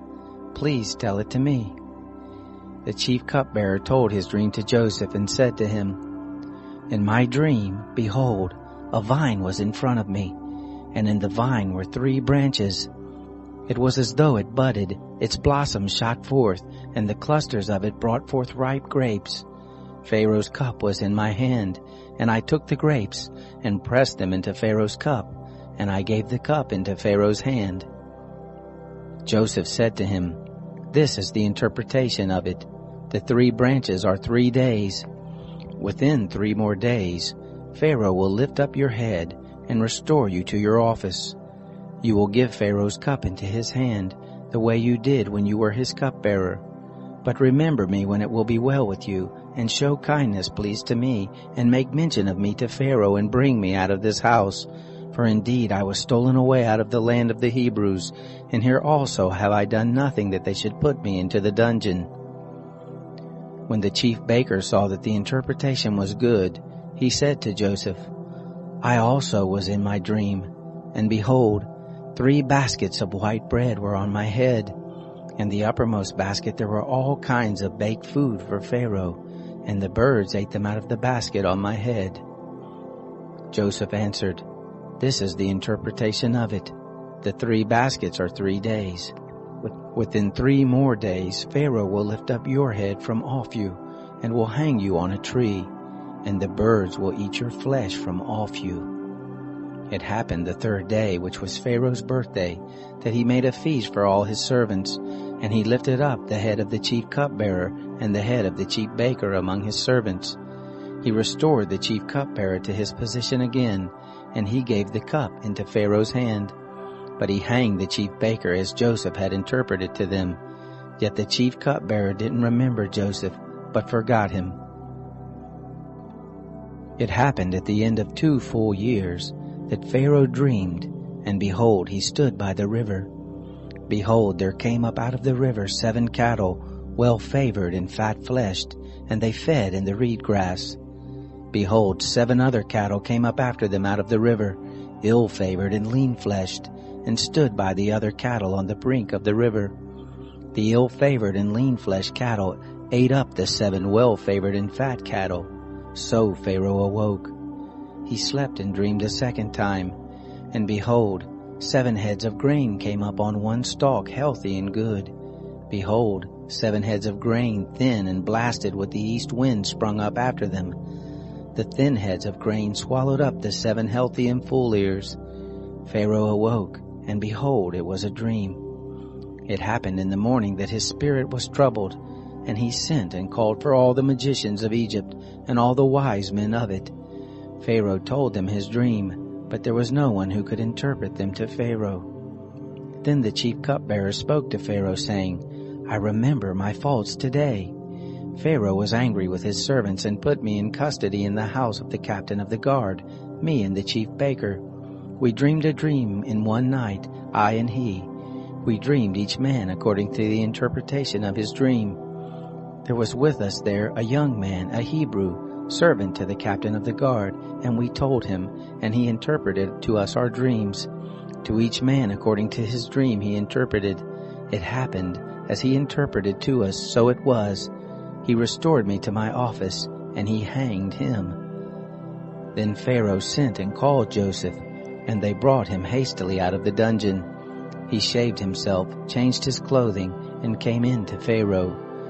Pharaoh said to Joseph, "I have dreamed a dream, and there is no one who can interpret it.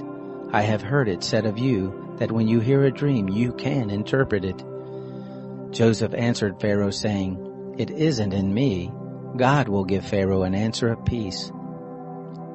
Pharaoh spoke to Joseph, "In my dream, behold, I stood on the brink of the river, and behold, there came up out of the river 7 cattle, fat-fleshed and well-favored. They fed in the reed grass. And behold, 7 other cattle came up after them, poor and very ill-favored and lean-fleshed, such as I never saw in all the land of Egypt for ugliness.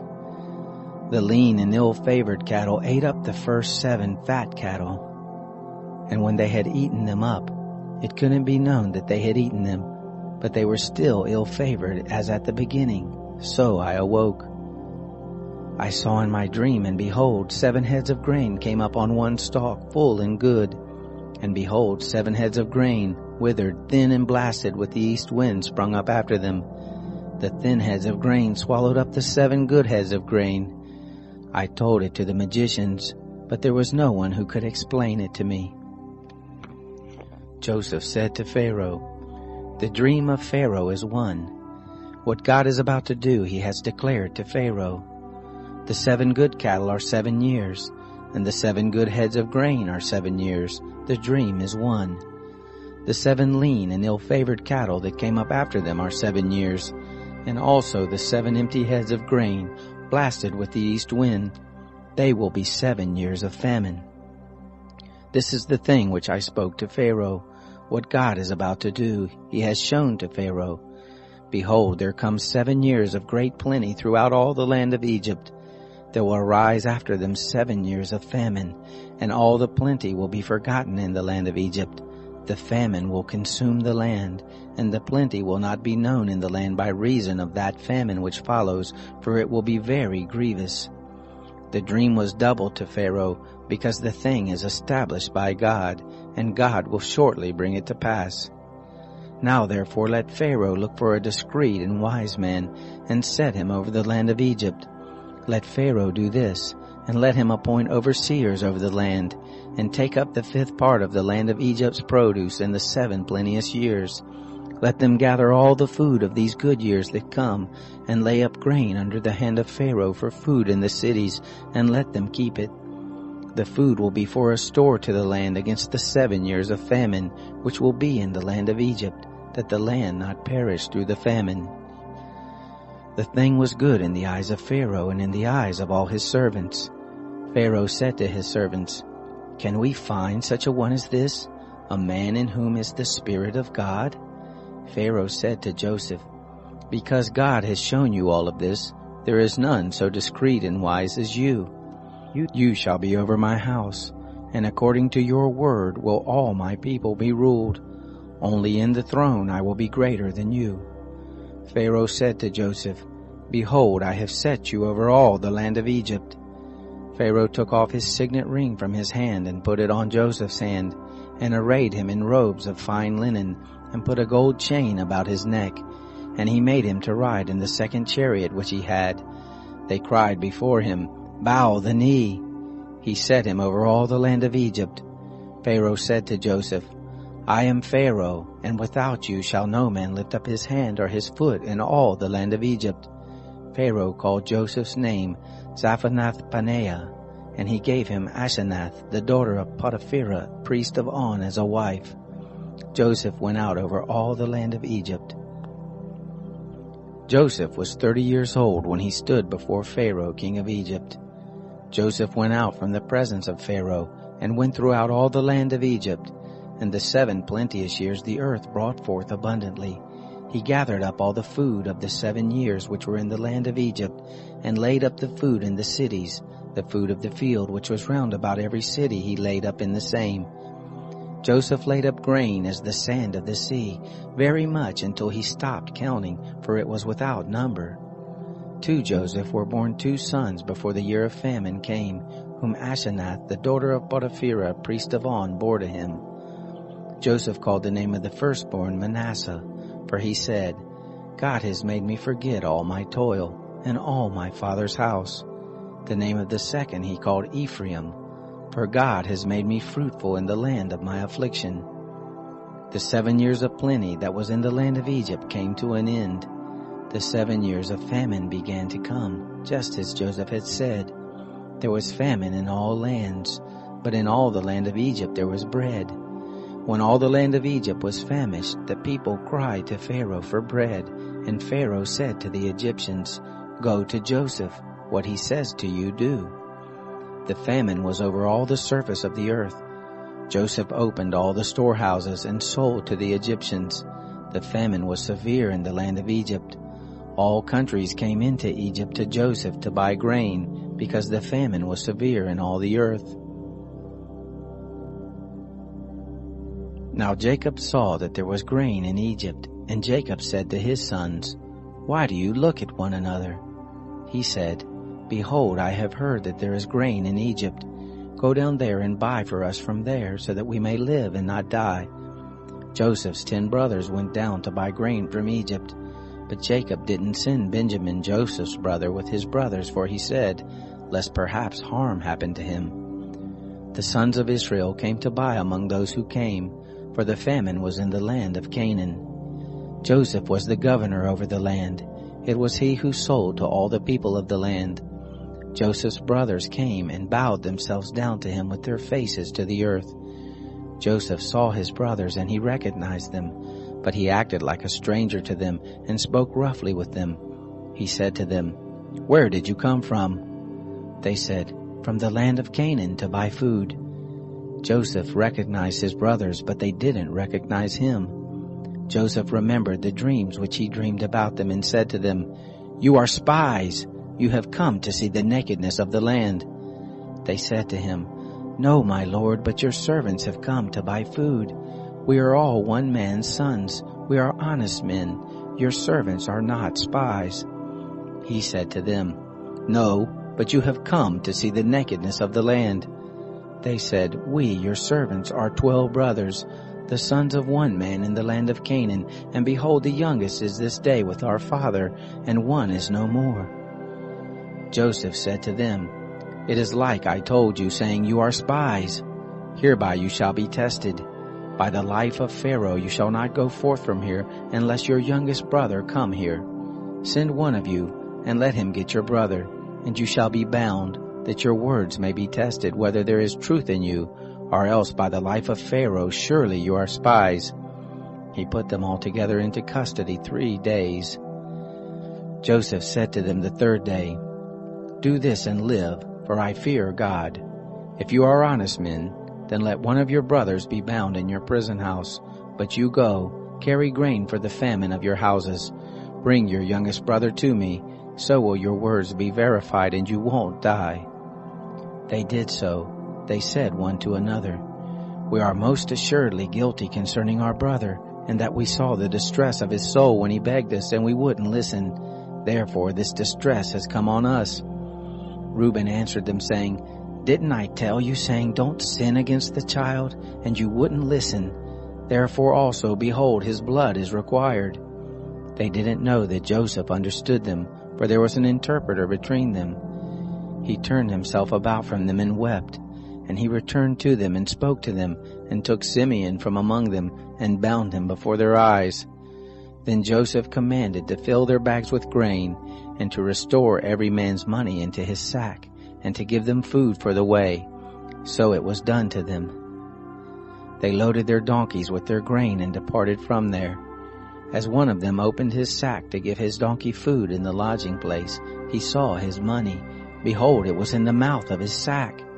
He said to his brothers, "My money is restored. Behold, it is even in my sack." Their hearts failed them, and they turned trembling one to another, saying, "What is this that God has done to us?"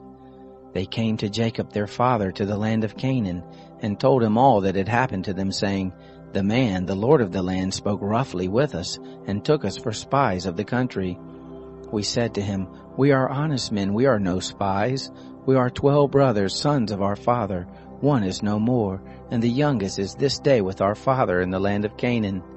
The man, the lord of the land, said to us, "Hereby will I know that you are honest men. Leave one of your brothers with me, and take grain for the famine of your houses, and go your way. Bring your youngest brother to me. Then I will know that you are not spies, but that you are honest men. So I will deliver your brother to you, and you shall trade in the land." It happened as they emptied their sacks, that behold, every man's bundle of money was in his sack. When they and their father saw their bundles of money, they were afraid. Jacob their father said to them, "You have bereaved me of my children. Joseph is no more, Simeon is no more, and you want to take Benjamin away. All these things are against me." Reuben spoke to his father, saying, "Kill my 2 sons if I don't bring him to you. Deliver him into my hand, and I will bring him to you again." He said, "My son shall not go down with you, for his brother is dead, and he only is left. If harm happens to him by the way in which you go, then you will bring down my gray hairs with sorrow to Sheol." The famine was severe in the land. It happened when they had eaten up the grain which they had brought out of Egypt. Their father said to them, "Go again, buy us a little more food." Judah spoke to him, saying, "The man solemnly warned us, saying, 'You shall not see my face unless your brother is with you. If you will send our brother with us, we will go down and buy you food. But if you will not send him, we will not go down, for the man said to us, You shall not see my face unless your brother is with you.'" Israel said, "Why did you treat me so badly, telling the man that you had another brother?" They said, "The man asked directly concerning ourselves and concerning our relatives, saying, 'Is your father still alive? Have you another brother?' We just answered his questions. Is there any way we could know that he would say, 'Bring your brother down'?" Judah said to Israel his father, "Send the boy with me, and we will arise and go, so that we may live and not die, both we and you, and also our little ones. I will be collateral for him. From my hand will you require him. If I don't bring him to you and set him before you, then let me bear the blame forever. For unless we had lingered, surely we would have returned a second time by now." Their father Israel said to them, "If it be so now, do this. Take from the choice fruits of the land in your bags, and carry down a present for the man, a little balm, a little honey, spices and myrrh, nuts and almonds. And take double money in your hand. With the money that was returned in the mouth of your sacks, carry again in your hand. Perhaps it was an oversight. Take also your brother, and arise, go again to the man. May God Almighty give you mercy before the man, that he may release to you your other brother and Benjamin. If I am bereaved of my children, I am bereaved." The men took that present, and they took double money in their hand, and Benjamin, and rose up, went down to Egypt, and stood before Joseph. When Joseph saw Benjamin with them, he said to the steward of his house, "Bring the men into the house, and butcher an animal, and make ready, for the men will dine with me at noon." The man did as Joseph commanded, and the man brought the men to Joseph's house. The men were afraid, because they were brought to Joseph's house, and they said, "Because of the money that was returned in our sacks at the first time are we brought in, that he may seek occasion against us, and fall on us, and take us for bondservants along with our donkeys." They came near to the steward of Joseph's house, and they spoke to him at the door of the house, and said, "O my lord, we indeed came down at the first to buy food, and it happened, when we came to the lodging place, that we opened our sack, and behold, every man's money was in the mouth of the sack, our money in full weight. We have brought it again in our hand. We have brought down other money in our hand to buy food. We don't know who put our money in our sacks."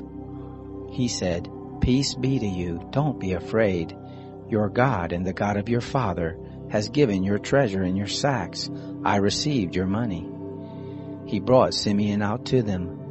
The man brought the men into Joseph's house and gave them water, and they washed their feet. He gave their donkeys fodder.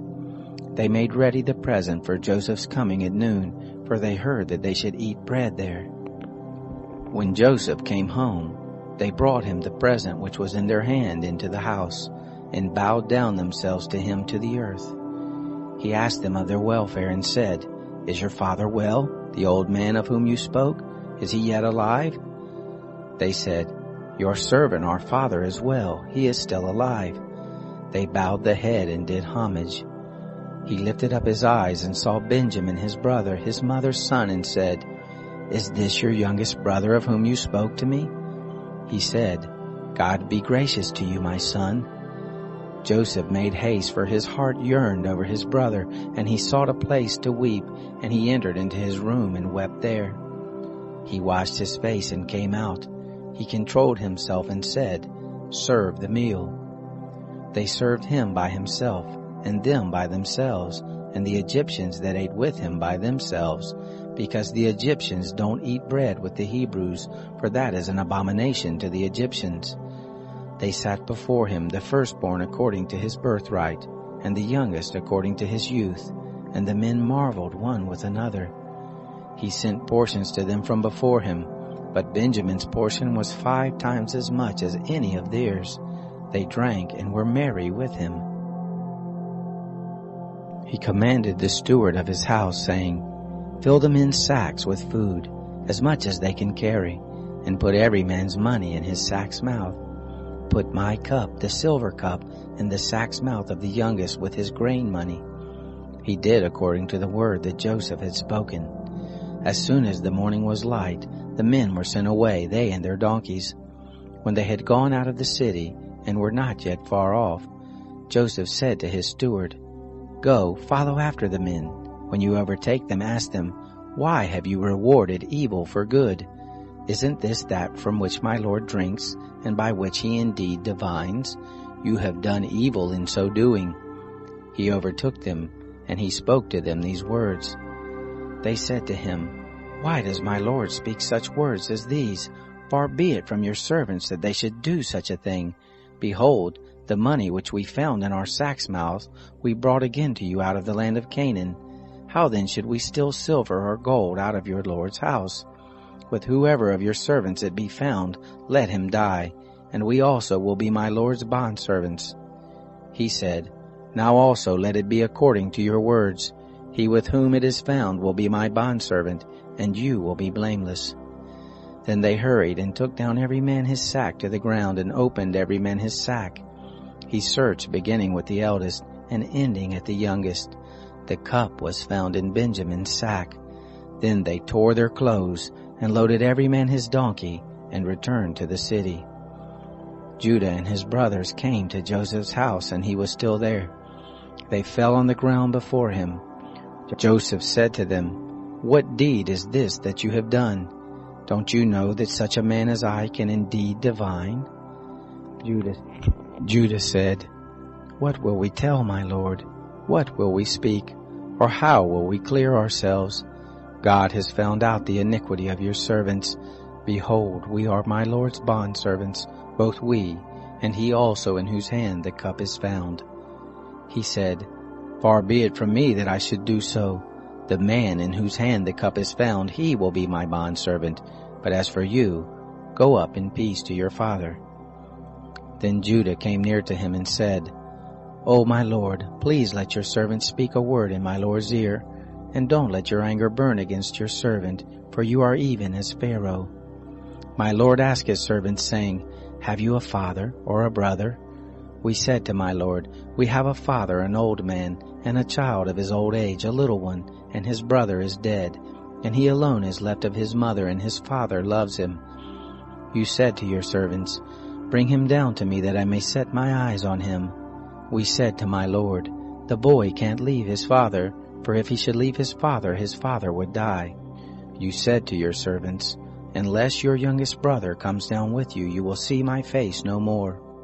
It happened, when we came up to your servant my father, we told him the words of my Lord. Our father said, Go again, buy us a little food. We said, We can't go down. If our youngest brother is with us, then we will go down, for we may not see the man's face unless our youngest brother is with us. Your servant my father said to us, You know that my wife bore me 2 sons, and the one went out from me, and I said, Surely he is torn in pieces, and I haven't seen him since. If you take this one also from me, and harm happens to him, you will bring down my gray hairs with sorrow to Sheol. Now therefore, when I come to your servant my father, and the boy is not with us, seeing that his life is bound up in the boy's life, it will happen, when he sees that the boy is no more, that he will die. Your servants will bring down the gray hairs of your servant our father with sorrow to Sheol. For your servant became collateral for the boy to my father, saying, If I don't bring him to you, then I will bear the blame to my father forever. Now therefore please let your servant stay instead of the boy, a bondservant to my Lord, and let the boy go up with his brothers. For how will I go up to my father if the boy isn't with me, lest I see the evil that will come on my father." Then Joseph couldn't control himself before all those who stood before him, and he cried, "Cause every man to go out from me." There stood no man with him, while Joseph made himself known to his brothers. He wept aloud. The Egyptians heard, and the house of Pharaoh heard. Joseph said to his brothers, "I am Joseph. Does my father still live?" His brothers couldn't answer him, for they were terrified at his presence. Joseph said to his brothers, "Come near to me, please." They came near. He said, "I am Joseph, your brother, whom you sold into Egypt. Now don't be grieved nor angry with yourselves that you sold me here, for God sent me before you to preserve life. For these 2 years the famine has been in the land, and there are yet 5 years in which there will be neither plowing nor harvest. God sent me before you to preserve you a remnant in the earth, and to save you alive by a great deliverance. So now it wasn't you who sent me here, but God, and he has made me a father to Pharaoh, lord of all his house, and ruler over all the land of Egypt. Hurry and go up to my father and tell him, 'This is what your son Joseph says. God has made me lord of all Egypt. Come down to me, don't wait. You shall dwell in the land of Goshen, and you will be near to me, you, your children, your children's children, your flocks, your herds, and all that you have. There I will nourish you, for there are yet 5 years of famine, lest you come to poverty, you and your household and all that you have. Behold, your eyes see, and the eyes of my brother Benjamin, that it is my mouth that speaks to you. You shall tell my father of all my glory in Egypt, and of all that you have seen. You shall hurry and bring my father down here." He fell on his brother Benjamin's neck and wept, and Benjamin wept on his neck. He kissed all his brothers and wept on them. After that his brothers talked with him. The report of it was heard in Pharaoh's house, saying, "Joseph's brothers have come." It pleased Pharaoh well and his servants. Pharaoh said to Joseph, "Tell your brothers, do this. Load your animals and go, travel to the land of Canaan. Take your father and your households and come to me, and I will give you the good of the land of Egypt, and you will eat the fat of the land. Now you are commanded to do this. Take wagons out of the land of Egypt for your little ones and for your wives, and bring your father and come. Also don't concern yourselves about your belongings, for the good of all of the land of Egypt is yours." The sons of Israel did so. Joseph gave them wagons according to the commandment of Pharaoh, and gave them provision for the way. To all of them he gave each man changes of clothing, but to Benjamin he gave 300 pieces of silver and 5 changes of clothing. To his father he sent after this manner: 10 donkeys loaded with the good things of Egypt, and 10 female donkeys loaded with grain and bread and provision for his father by the way. So he sent his brothers away, and they departed. He said to them, "See that you don't quarrel on the way." They went up out of Egypt and came into the land of Canaan to Jacob their father. They told him, saying, "Joseph is still alive, and he is ruler over all the land of Egypt." His heart fainted, for he didn't believe them. They told him all the words of Joseph which he had said to them. When he saw the wagons which Joseph had sent to carry him, the spirit of Jacob their father revived. Israel said, "It is enough. Joseph my son is still alive. I will go and see him before I die."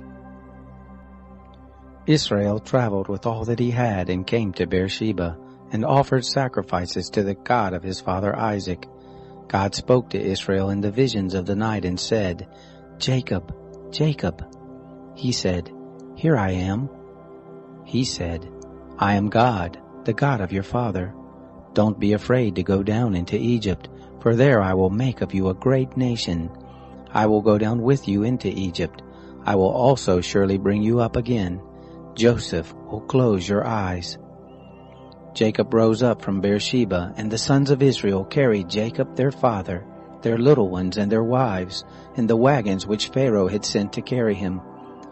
They took their cattle and their goods, which they had gotten in the land of Canaan, and came into Egypt, Jacob and all his seed with him, his sons and his sons' sons with him, his daughters and his sons' daughters, and he brought all his seed with him into Egypt.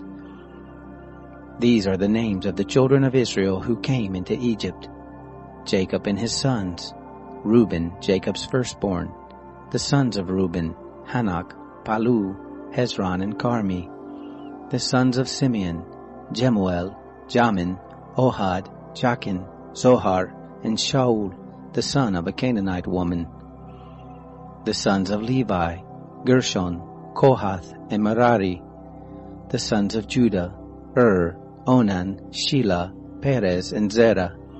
But and Onan died in the land of Canaan. The sons of Perez were Hezron and Hamul. The sons of Issachar, Tola, Puva, Iob, and Shimron. The sons of Zebulun, Sered, Elon, and Shalil. These are the sons of Leah, whom she bore to Jacob in Padan Aram with his daughter Dinah. All the souls of his sons and his daughters were 33. The sons of Gad, Ziphion, Hagi, Shunai, Esbon, Eri, Arodai, and Areli. The sons of Asher, Imnah, Ishva, Ishvi, Beriah, and Sarah their sister. The sons of Beriah, Eber, and Malchiel. These are the sons of Zilpah, whom Laban gave to Leah, his daughter, and these she bore to Jacob, even 16 souls. The sons of Rachel, Jacob's wife, Joseph and Benjamin.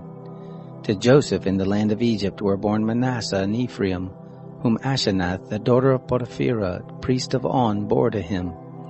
The sons of Benjamin, Bela, Becher, Ashbel, Gera, Naaman, Ehi, Rosh, Mupim, Hupim, and Ard. These are the sons of Rachel who were born to Jacob. All the souls were 14. The son of Dan, Hushim. The sons of Naphtali, Jazil, Gunai, Jezer, and Shelim. These are the sons of Bilhah, whom Laban gave to Rachel his daughter, and these she bore to Jacob. All the souls were 7. All the souls who came with Jacob into Egypt, who were his direct descendants besides Jacob's sons' wives, all the souls were 66. The sons of Joseph, who were born to him in Egypt, were 2 souls. All the souls of the house of Jacob who came into Egypt were 70. He sent Judah before him to Joseph, to show the way before him to Goshen, and they came into the land of Goshen. Joseph made ready his chariot and went up to meet Israel his father in Goshen. He presented himself to him, and fell on his neck, and wept on his neck a good while. Israel said to Joseph, "Now let me die, since I have seen your face, that you are still alive." Joseph said to his brothers and to his father's house, "I will go up and speak with Pharaoh, and will tell him, 'My brothers and my father's house, who are in the land of Canaan, have come to me.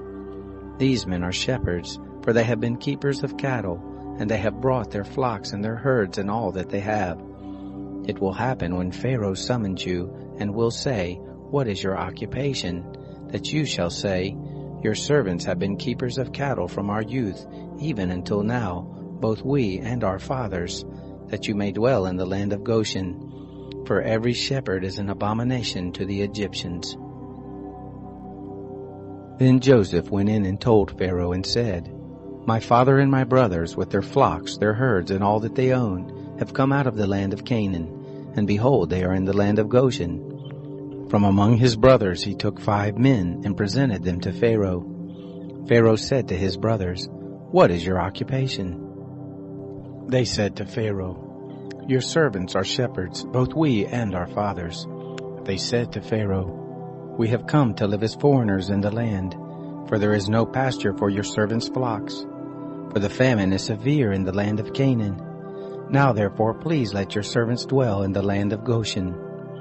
Pharaoh spoke to Joseph, saying, "Your father and your brothers have come to you. The land of Egypt is before you. Make your father and your brothers dwell in the best of the land. Let them dwell in the land of Goshen. If you know any able men among them, then put them in charge of my cattle." Joseph brought in Jacob his father and set him before Pharaoh, and Jacob blessed Pharaoh. Pharaoh said to Jacob, "How many are the days of the years of your life?" Jacob said to Pharaoh, "The days of the years of my pilgrimage are 130 years. Few and evil have been the days of the years of my life, and they have not attained to the days of the years of the life of my fathers in the days of their pilgrimage." Jacob blessed Pharaoh and went out from the presence of Pharaoh. Joseph placed his father and his brothers and gave them a possession in the land of Egypt, in the best of the land, in the land of Ramses, as Pharaoh had commanded. Joseph nourished his father, his brothers, and all of his father's household with bread according to their families. There was no bread in all the land, for the famine was very severe, so that the land of Egypt and the land of Canaan fainted by reason of the famine. Joseph gathered up all the money that was found in the land of Egypt and in the land of Canaan for the grain which they bought, and Joseph brought the money into Pharaoh's house. When the money was all spent in the land of Egypt and in the land of Canaan, all the Egyptians came to Joseph and said, "Give us bread, for why should we die in your presence, for our money fails?" Joseph said, "Give your cattle, and I will give you food for your cattle, if money fails." They brought their cattle to Joseph, and Joseph gave them bread in exchange for the horses, and for the flocks, and for the herds, and for the donkeys, and he fed them with bread in exchange for all their cattle for that year. When that year was ended, they came to him the second year and said to him, "We will not hide from my lord how our money is all spent, and the herds of cattle are my lord's. There is nothing left in the sight of my lord but our bodies and our lands. Why should we die before your eyes, both we and our land? Buy us and our land for bread, and we and our land will be servants to Pharaoh. Give us seed that we may live and not die, and that the land won't be desolate." So Joseph bought all the land of Egypt for Pharaoh, for the Egyptians sold every man his field, because the famine was severe on them, and the land became Pharaoh's. As for the people, he moved them to the cities from one end of the border of Egypt even to the other end of it. Only he didn't buy the land of the priest, for the priest had a portion from Pharaoh, and ate their portion which Pharaoh gave them. That is why they didn't sell their land. Then Joseph said to the people, "Behold, I have bought you and your land today for Pharaoh. Behold, here is seed for you, and you shall sow the land. It will happen at the harvest that you shall give a fifth to Pharaoh, and 4 parts will be your own, for the seed of the field, for your food, for them of your households, and for food for your little ones." They said, "You have saved our lives. Let us find favor in the sight of my lord, and we will be Pharaoh's servants." Joseph made it a statute concerning the land of Egypt to this day, that Pharaoh should have the fifth. Only the land of the priest alone didn't become Pharaoh's. Israel lived in the land of Egypt, in the land of Goshen, and they got themselves possessions therein, and were fruitful and multiplied exceedingly. Jacob lived in the land of Egypt 17 years. So the days of Jacob, the years of his life, were 147 years. The time drew near that Israel must die, and he called his son Joseph and said to him, "If now I have found favor in your sight, please put your hand under my thigh and deal kindly and truly with me. Please don't bury me in Egypt, but when I sleep with my fathers, you shall carry me out of Egypt and bury me in their burying place." He said, "I will do as you have said." He said, "Swear to me." And he swore to him. Israel bowed himself on the bed's head. It happened after these things that someone said to Joseph, "Behold, your father is sick." He took with him his 2 sons, Manasseh and Ephraim. Someone told Jacob and said, "Behold, your son Joseph comes to you." And Israel strengthened himself and sat on the bed. Jacob said to Joseph, "God Almighty appeared to me at Luz in the land of Canaan and blessed me, and said to me, Behold, I will make you fruitful and multiply you, and I will make of you a company of peoples, and will give this land to your seed after you for an everlasting possession. Now your 2 sons, who were born to you in the land of Egypt before I came to you into Egypt, are mine, Ephraim and Manasseh, even as Reuben and Simeon will be mine. Your issue, who you have become father of after them, will be yours. They will be called after the name of their brothers in their inheritance. As for me, when I came from Padan, Rachel died by me in the land of Canaan in the way, when there was still some distance to come to Ephrath, and I buried her there in the way to Ephrath, the same as Bethlehem. Israel saw Joseph's sons and said, Who are these? Joseph said to his father, They are my sons whom God has given me here. He said, Please bring them to me, and I will bless them. Now the eyes of Israel were dim for age, so that he couldn't see.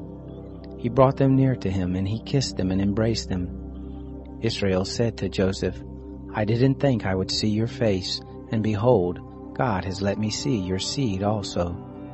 Joseph brought them out from between his knees, and he bowed himself with his face to the earth. Joseph took them both, Ephraim in his right hand toward Israel's left hand, and Manasseh in his left hand toward Israel's right hand, and brought them near to him. Israel stretched out his right hand, and laid it on Ephraim's head, who was the younger, and his left hand on Manasseh's head, guiding his hands knowingly, for Manasseh was the firstborn. He blessed Joseph and said, The God before whom my fathers Abraham and Isaac did walk, the God who has fed me all my life to this day, the angel who has redeemed me from all evil, bless the lads, and let my name be named on them, and the name of my fathers Abraham and Isaac. Let them grow into a multitude in the midst of the earth. When Joseph saw that his father laid his right hand on the head of Ephraim, it displeased him. He held up his father's hand to remove it from Ephraim's head to Manasseh's head. Joseph said to his father, Not so, my father, for this is the firstborn. Put your right hand on his head. His father refused and said, I know, my son, I know. He also will become a people, and he also will be great. However, his younger brother will be greater than he, and his seed will become a multitude of nations. He blessed them that day, saying, In you will Israel bless, saying, God make you as Ephraim and as Manasseh. He set Ephraim before Manasseh. Israel said to Joseph, Behold, I am dying, but God will be with you, and bring you again to the land of your fathers. Moreover, I have given to you one portion above your brothers, which I took out of the hand of the Amorite with my sword and with my bow. Jacob called to his sons and said, Gather yourselves together, that I may tell you that which will happen to you in the days to come. Assemble yourselves and hear, you sons of Jacob. Listen to Israel your father. Reuben, you are my firstborn, my might and the beginning of my strength, the preeminence of dignity and the preeminence of power. Boiling over as water, you shall not have the preeminence, because you went up to your father's bed, then defiled it. He went up to my couch. Simeon and Levi are brothers. Weapons of violence are their swords. My soul, don't come into their council. My glory, don't be united to their assembly. For in their anger they killed a man. In their self-will they hamstrung an ox. Cursed be their anger, for it was fierce, and their wrath, for it was cruel. I will divide them in Jacob, scatter them in Israel. Judah, your brothers will praise you. Your hand will be on the neck of your enemies. Your father's sons will bow down before you. Judah is a lion's cub. From the prey, my son, you have gone up. He stooped down, he crouched as a lion, as a lioness. Who will rouse him up? The scepter will not depart from Judah, nor the ruler's staff from between his feet, until he comes to whom it belongs. To him will the obedience of the peoples be. Binding his foal to the vine, his donkey's colt to the choice vine. He has washed his garments in wine, his robes in the blood of grapes. His eyes will be red with wine, his teeth white with milk. Zebulun will dwell at the haven of the sea. He will be for a haven of ships. His border will be on Sidon. Issachar is a strong donkey, lying down between the saddlebags. He saw a resting place that it was good, the land that it was pleasant. He bows his shoulder to the burden, and becomes a servant doing forced labor. Dan will judge his people, as one of the tribes of Israel. Dan will be a serpent in the way, an adder in the path, that bites the horse's heels so that his rider falls backward. I have waited for your salvation, Lord. Gad, a troop will press on him, but he will press on their heel. Out of Asher his bread will be fat. He will yield royal dainties. Naphtali is a doe set free, who bears beautiful fawns. Joseph is a fruitful vine by a spring. His branches run over the wall. The archers have sorely grieved him, shot at him and persecute him. But his bow abode in strength. The arms of his hands were made strong by the hands of the mighty one of Jacob. From there is the shepherd, the stone of Israel. Even by the God of your father who will help you, by the Almighty who will bless you with the blessings of heaven above, blessings of the deep that lies below, blessings of the breast and of the womb. The blessings of your father have prevailed above the blessings of the ancient mountains, above the bounty of the age-old hills.